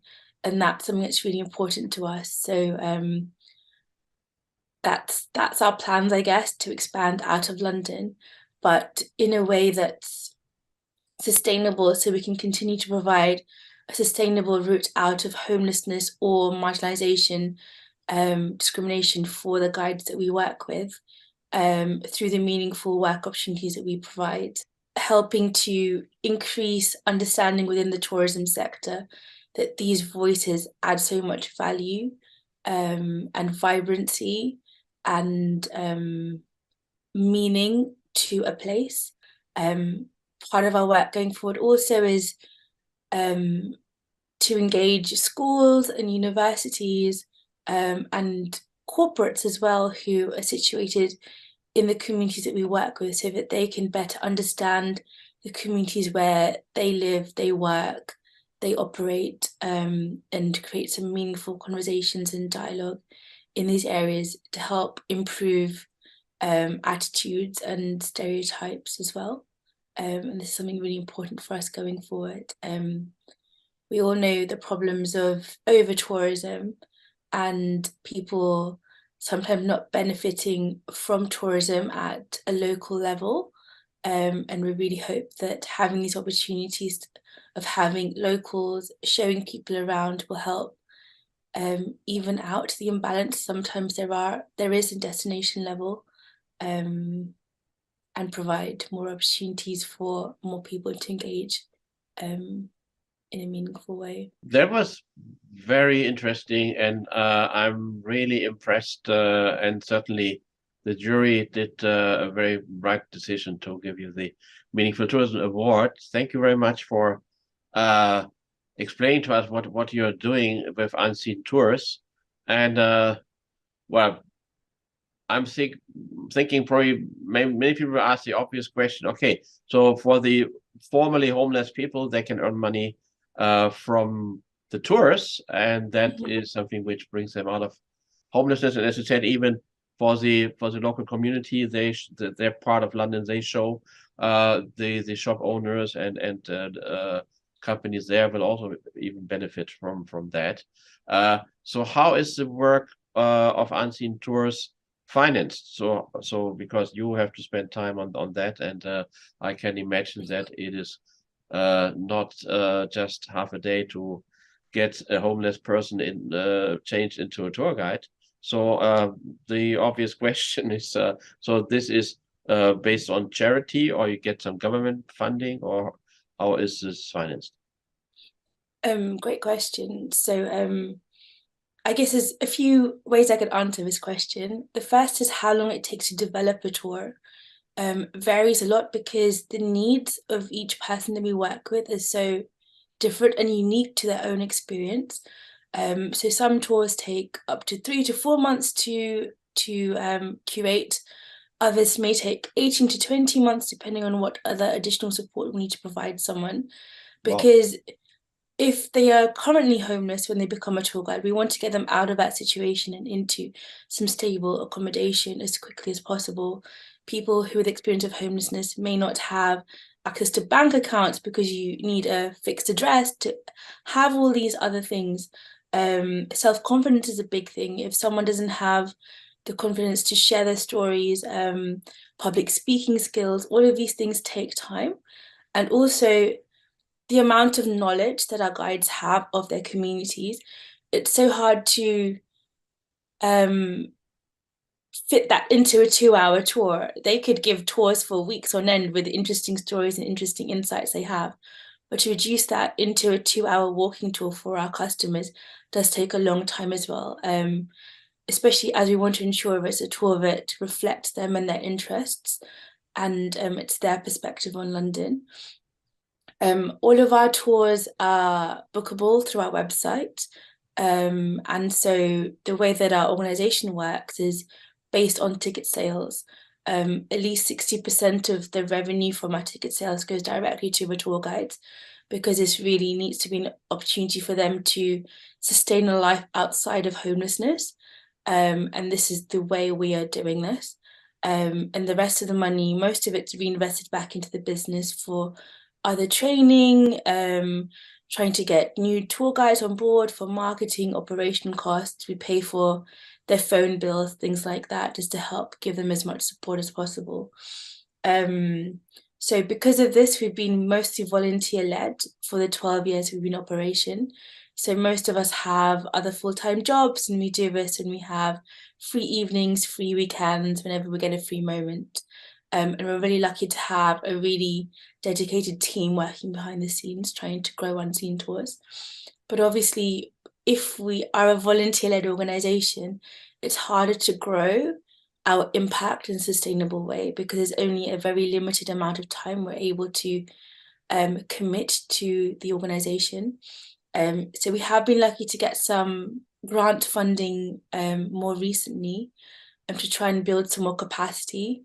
And going forward, we'd like to work with corporates to see if we can have a sponsorship relationship with corporates to show their commitment to helping end homelessness and increase awareness about the issues that people with experience of homelessness face within the communities that they're situated. That could help us create more tours and increase the impact we're able to make, not only in London, but across other cities in the UK and the world also. So this is the way that we operate. But our guides are at the heart of everything that we do and the decisions that we make, because it's an organization for them. But I think as this is really such a good example of tourism bringing benefit really to the bottom of the society. So hopefully somebody maybe watching the webinar or hearing about this will say, hey, I want to do something in my city, and I have some ideas how I get maybe some sponsorship for that. So as far as I understand, so you would also be happy to work with people together so that they can learn from your experience and then do this somewhere else in the world. Absolutely. We're always open to having these conversations. One thing that's really important for us is that the experiences are not voyeuristic. So they're not tours like poverty tourism, for example. They're not pointing out where poverty exists. They're not pointing to say, oh, this is a person sleeping who's homeless, for example. This is not what we're trying to do. We're trying to create a better understanding of homelessness through our tours. It's our guides that share their own stories and their own experiences, rather than someone else pointing at poverty or pointing at other situations and discrimination. So that's something that we're really keen about ensuring as we continue to develop into other cities, maintaining that our guides are represented responsibly and are really owning their stories and their tours, and that communities are reflected in a positive way, and that they're able to take ownership of the way in that they're represented through tourism is really important to us. So yes, I think that is clear, and of course this is the same discussion you have in tours in shanty towns or favelas, that it should be done by the people and not by some tour operator that you look at them like you look at a zoo. Exactly. We absolutely don't want. Yeah. So thank you very much again for these insights, and thank you, of course, for the work you're doing. And as we said at the beginning, so you also gave us a little video. So after we finish talking to each other, we can also have a look at how this is done in practical terms, how it looks like. So Jani, thank you very much again, and we wish you all the best for your work. And of course, if somebody can spare some sponsorship money, I'm sure Unseen Tours is a very good address where it can go. Maybe and we'd absolutely love to have people join us on a tour if they're visiting London also for a unique and certainly, of course, that is certainly an experience everybody should have. Thank you, Gianni, and let's have a look at the video. In Temple Park, and this used to be my home. The bench that Viv used to sleep on is now somewhere she takes tourists. I slept in parks, down some stairs, behind buildings, underneath bridges, down tunnels. I'll see you later. For 5 years, Viv slept rough around Temple and Covent Garden. She now works here as an official tour guide, sharing her own unique perspective. There's a vent over the underground, and people sleep up there. It's safe, and you get the heat from the trains coming up. This is a tour about homelessness and history. And Charles Dickens used to use this bath when he was a young man, and he writes about it in David Copperfield. Father of electromagnetism, father of smartphones, TVs, radios, everything else we use today. So it's my big pleasure now to welcome Callum Matthews to our webinar. He is working with 4VI, and 4 written with the letter 4. So that is a rather mysterious name, but we will learn in a minute from Callum what is behind this abbreviation. So Callum, thank you for joining us today. Yeah, my pleasure. Thank you for having me. And yeah, really delighted to be here. Very good. So I think, well, we are all very curious to learn about what 4VI is doing. So just tell us about the story and the activities and maybe the future of your organization. Yeah, absolutely. So our team at 4VI is based on Vancouver Island in British Columbia, Canada. We are a social impact organization that's currently focused on the tourism space. Our origins really come from back in the 1960s. We, our formal name is the Tourism Association of Vancouver Island, and we are a legal nonprofit. And we've been around in various forms since the 1960s, and our regional destination marketing organizations, of which we are one of in the province, are actually the oldest part of British Columbia's tourism system. For most of our history, we had and continue to today have a industry-led independent board of directors who are all volunteers from and tourism business owners or senior managers. And our work up until about the last 5 years was very heavily oriented towards destination marketing. In British Columbia, we have many really sophisticated community tourism organizations that manage local destinations. And as these community organizations started to grow and become more sophisticated, there really became less of a need for regional destination marketing. And I think it's fair to say that we as an organization had a bit of an identity crisis as a result. We believed that we were in the business of marketing, but when you looked at our budget and our ability to have an impact, it was quite clear that we were no longer leaders in the marketing space, particularly as the industry shifted from away from print marketing tactics and towards digital that enabled any operator to connect with their audience easily. A big shifting point for us, going into the pandemic, we were trying to plan through some level of change, and like every organization across the world, our plans were disrupted by COVID, and we had to completely reimagine the role that we play in the tourism system here in British Columbia and on Vancouver Island. And we immediately became very in tune and oriented towards supporting the particular needs of tourism businesses. We were terrified that our small and medium-sized tourism businesses would have unmanageable debt loads, that they would go out of business, they'd be bought out by bigger companies, and we'd have less local ownership. So we set out to first understand the needs of businesses through survey work. And then we designed a program called the Tourism Resiliency Network. And I won't get into it, but it's important that I mention it because it really played a massive role in reorienting who we are and what our priorities are. And in short, that program was just designed to support business owners as they navigate whatever their need at the time might be, whether it's finance, human resources challenges, connecting with local travelers if they rely on long haul markets traditionally. And the program was able to support about 500 businesses across the Vancouver Island region navigate those challenging times during the highest intensity period of COVID. One of the things we observed in the summer of 2021 during 2 weeks in August was that Vancouver Island was 20% busier than ever before. We shattered our records in 2019, and this was without any travel from the United States or other international markets. It was entirely Canadian visitors. During COVID, we also saw, the real pain caused by, an 80% decrease in visitation. And as an organization and a board, we saw firsthand how it's really important that we try to strike a balance in tourism, and that we try to manage the destination to be, greener, friendlier, and to have less of an impact on our residents and communities and natural spaces while ensuring our businesses can thrive.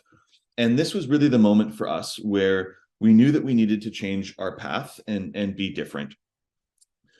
In April of this year, we made the big announcement that we would be doing business under the name 4VI rather than Tourism Vancouver Island, but retaining that as our formal nonprofit legal structure. The 4 for 4VI, to me, reflects the fact that we're working for or on behalf of Vancouver Island as a region. And the 4 also indicates the 4 pillars of social responsibility that we're committed to as an organization. That starts with businesses, ensuring that we have thriving businesses on Vancouver Island that are in tune with the needs of our residents and communities and natural environments, ensuring that our communities are vibrant and livable places where residents thrive. Culture is the third one. For us, a real important component of culture is reconciliation with Indigenous people on Vancouver Island and beyond. And finally, the environment. Most people come to Vancouver Island because of the amazing and unique environment that we have, whether it's on land or on water. And if we aren't able to protect and maintain those natural assets, then we will lose one of the biggest reasons that people are coming here. Since we, shifted to the model as 4VI, a second and really important component is that we've become a social enterprise. I'm not sure in Europe, but in North America, the concept of a social enterprise isn't widely embraced or understood. But for us, it made a lot of sense. And in short, a social enterprise is a for-profit or non-profit organization whose primary purpose is to sell goods and services to have a positive social impact. So we as an organization are able to advance our vision and mission. Our vision is for tourism to be a force for good for Vancouver Island forever. And our mission is to be trusted tourism advisors. Or our vision rather is to be trusted tourism advisors. And we're able to do this by taking on a range of fee-for-service work with really value-aligned clients across Vancouver Island and beyond. I'll mention just a little bit about some of the work that we've been prioritizing since making this shift, and it helps to sort of, I think, underscore the really big shifts that we've made as an organization. So, I think as a sort of a foundational concept for us, it's shifting our thinking away from focusing on demand side drivers in tourism and reorienting ourselves to be focused on the supply side. And supply in really broad terms, not just what tourism experiences we have, but understanding things like resident sentiment and engagement, focusing on reconciliation with Indigenous people, using tourism as an opportunity to fight for equity and diversity in our communities and our industry, committing to climate action, and focusing on protecting sensitive ecosystems. We currently are undertaking a first of its kind in North America study that assesses the carbon emissions from all of tourism's activities across Vancouver Island. So we'll have that for the destination as well as our organization, and a decarbonization plan. We are working to advance each of the United Nations Sustainable Development Goals in our operations, and are supporting communities and businesses in doing the same. So it's really been a wholesale change in our approach and focus. And the work that we're doing, I should mention, really wouldn't be possible without the support of Destination British Columbia, the Crown Corporation for Tourism in BC, who are a really valued funding partner and contributor to our organization, as well as the Ministry of Tourism, Arts, Culture, and Sport, who've been really strong partners, and many businesses and communities. And I think it's probably fair to say that this is still quite early in our journey. We made the announcement in April without having a formal business plan released at the time and all of the details and KPIs understood. And the reason for that was that we saw urgency, and we really, and our board really, wanted us to move quickly and decisively. And in doing so, we've been able to capture the attention and imagination of many people. But now I'm happy to say that the planning and the key performance indicators and all of the important documentation that demonstrates transparency and accountability in our work is finally catching up. So we'll be releasing our business plan in early December, and that will help to, I think, more formally articulate the path forward that we see, and share how we're reimagining the tourism industry here on Vancouver Island and beyond. So, hopefully that provides a little bit of context, but I'd be, very happy to answer, any other follow-up questions you might have.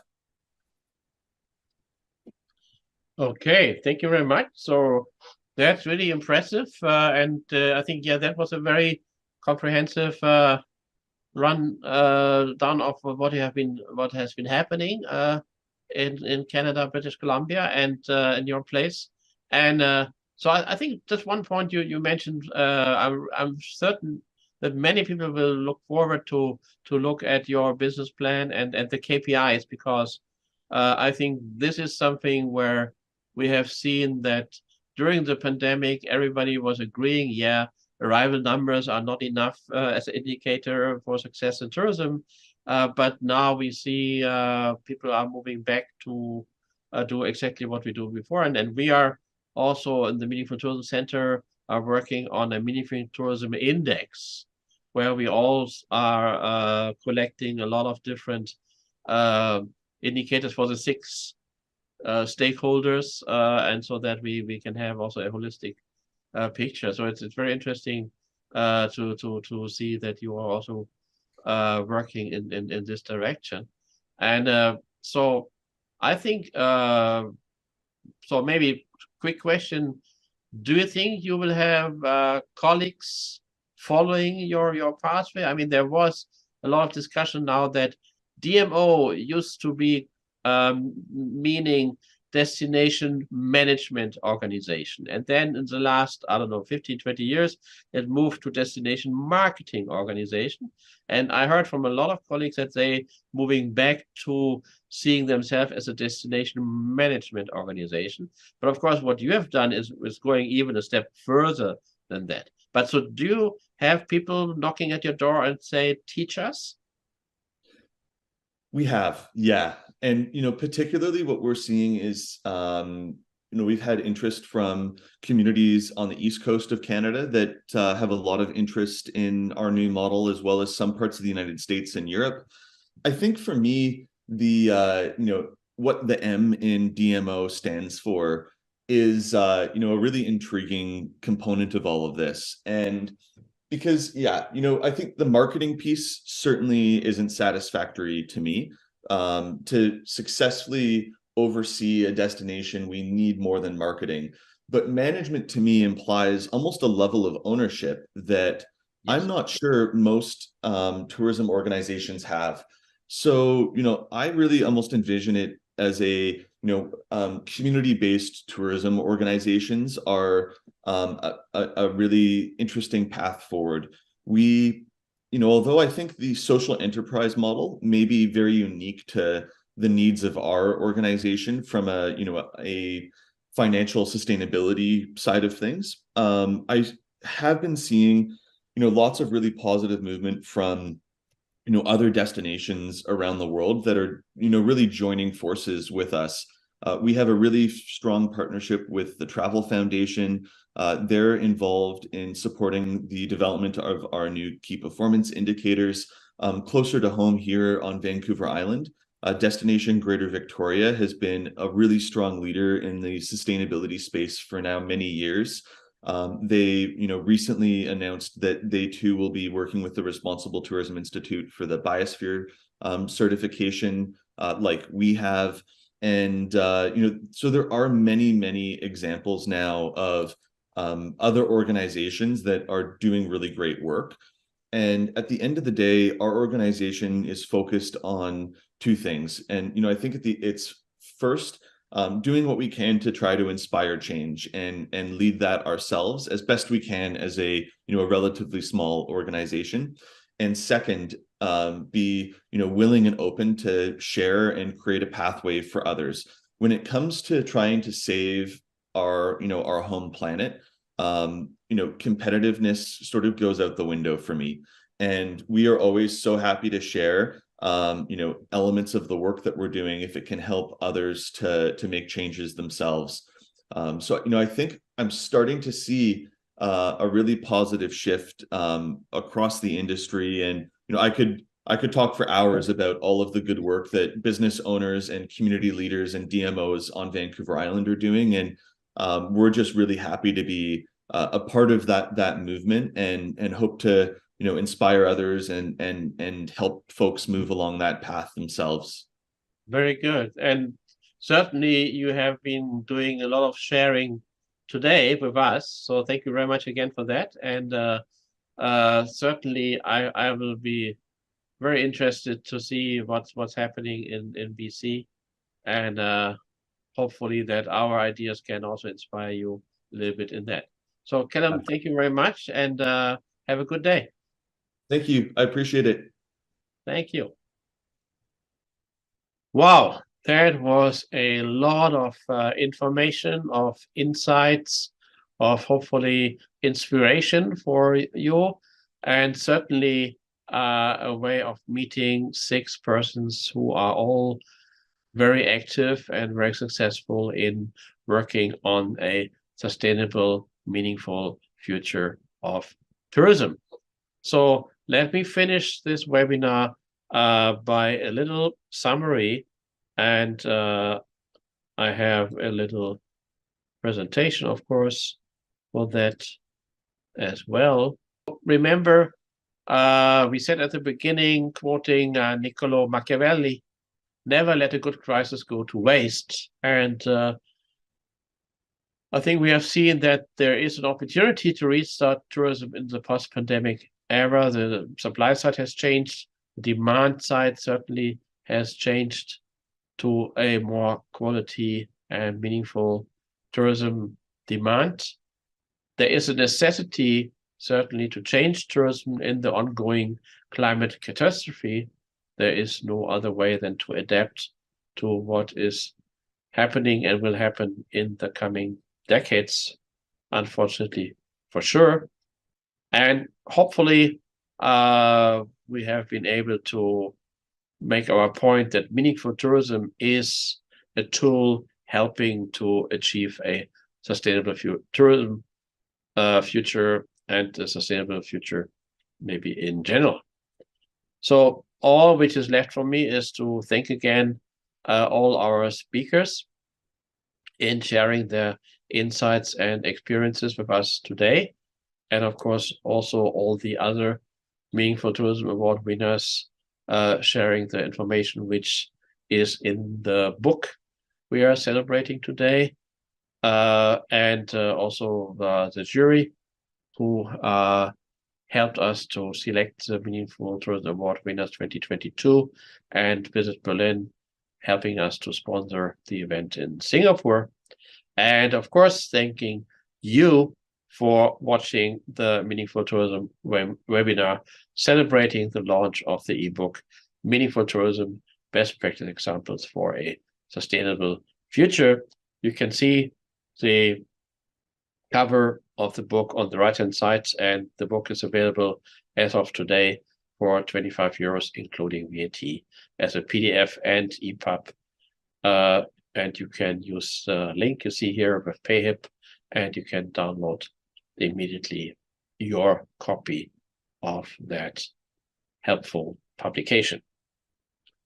I can also recommend to you our free weekly online publication, which is called Meaningful Tourism Weekly.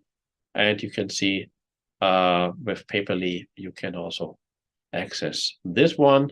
Let me also mention that we have a Meaningful Tourism online training, which is certainly a good way to get deeper into the topic. And if you think that this concept is something you should work with, and if you want us to help you on the way, we are more than happy to do that. So please contact us under info@meaningful-tourism.com, or give us a call under the telephone number you can see here. So that's it. I hope really that you go home and say, wow, there's something I have to think about. If that is something we could achieve, I'm happy. And for now, again, thank you for being with us, and all the best for all of you.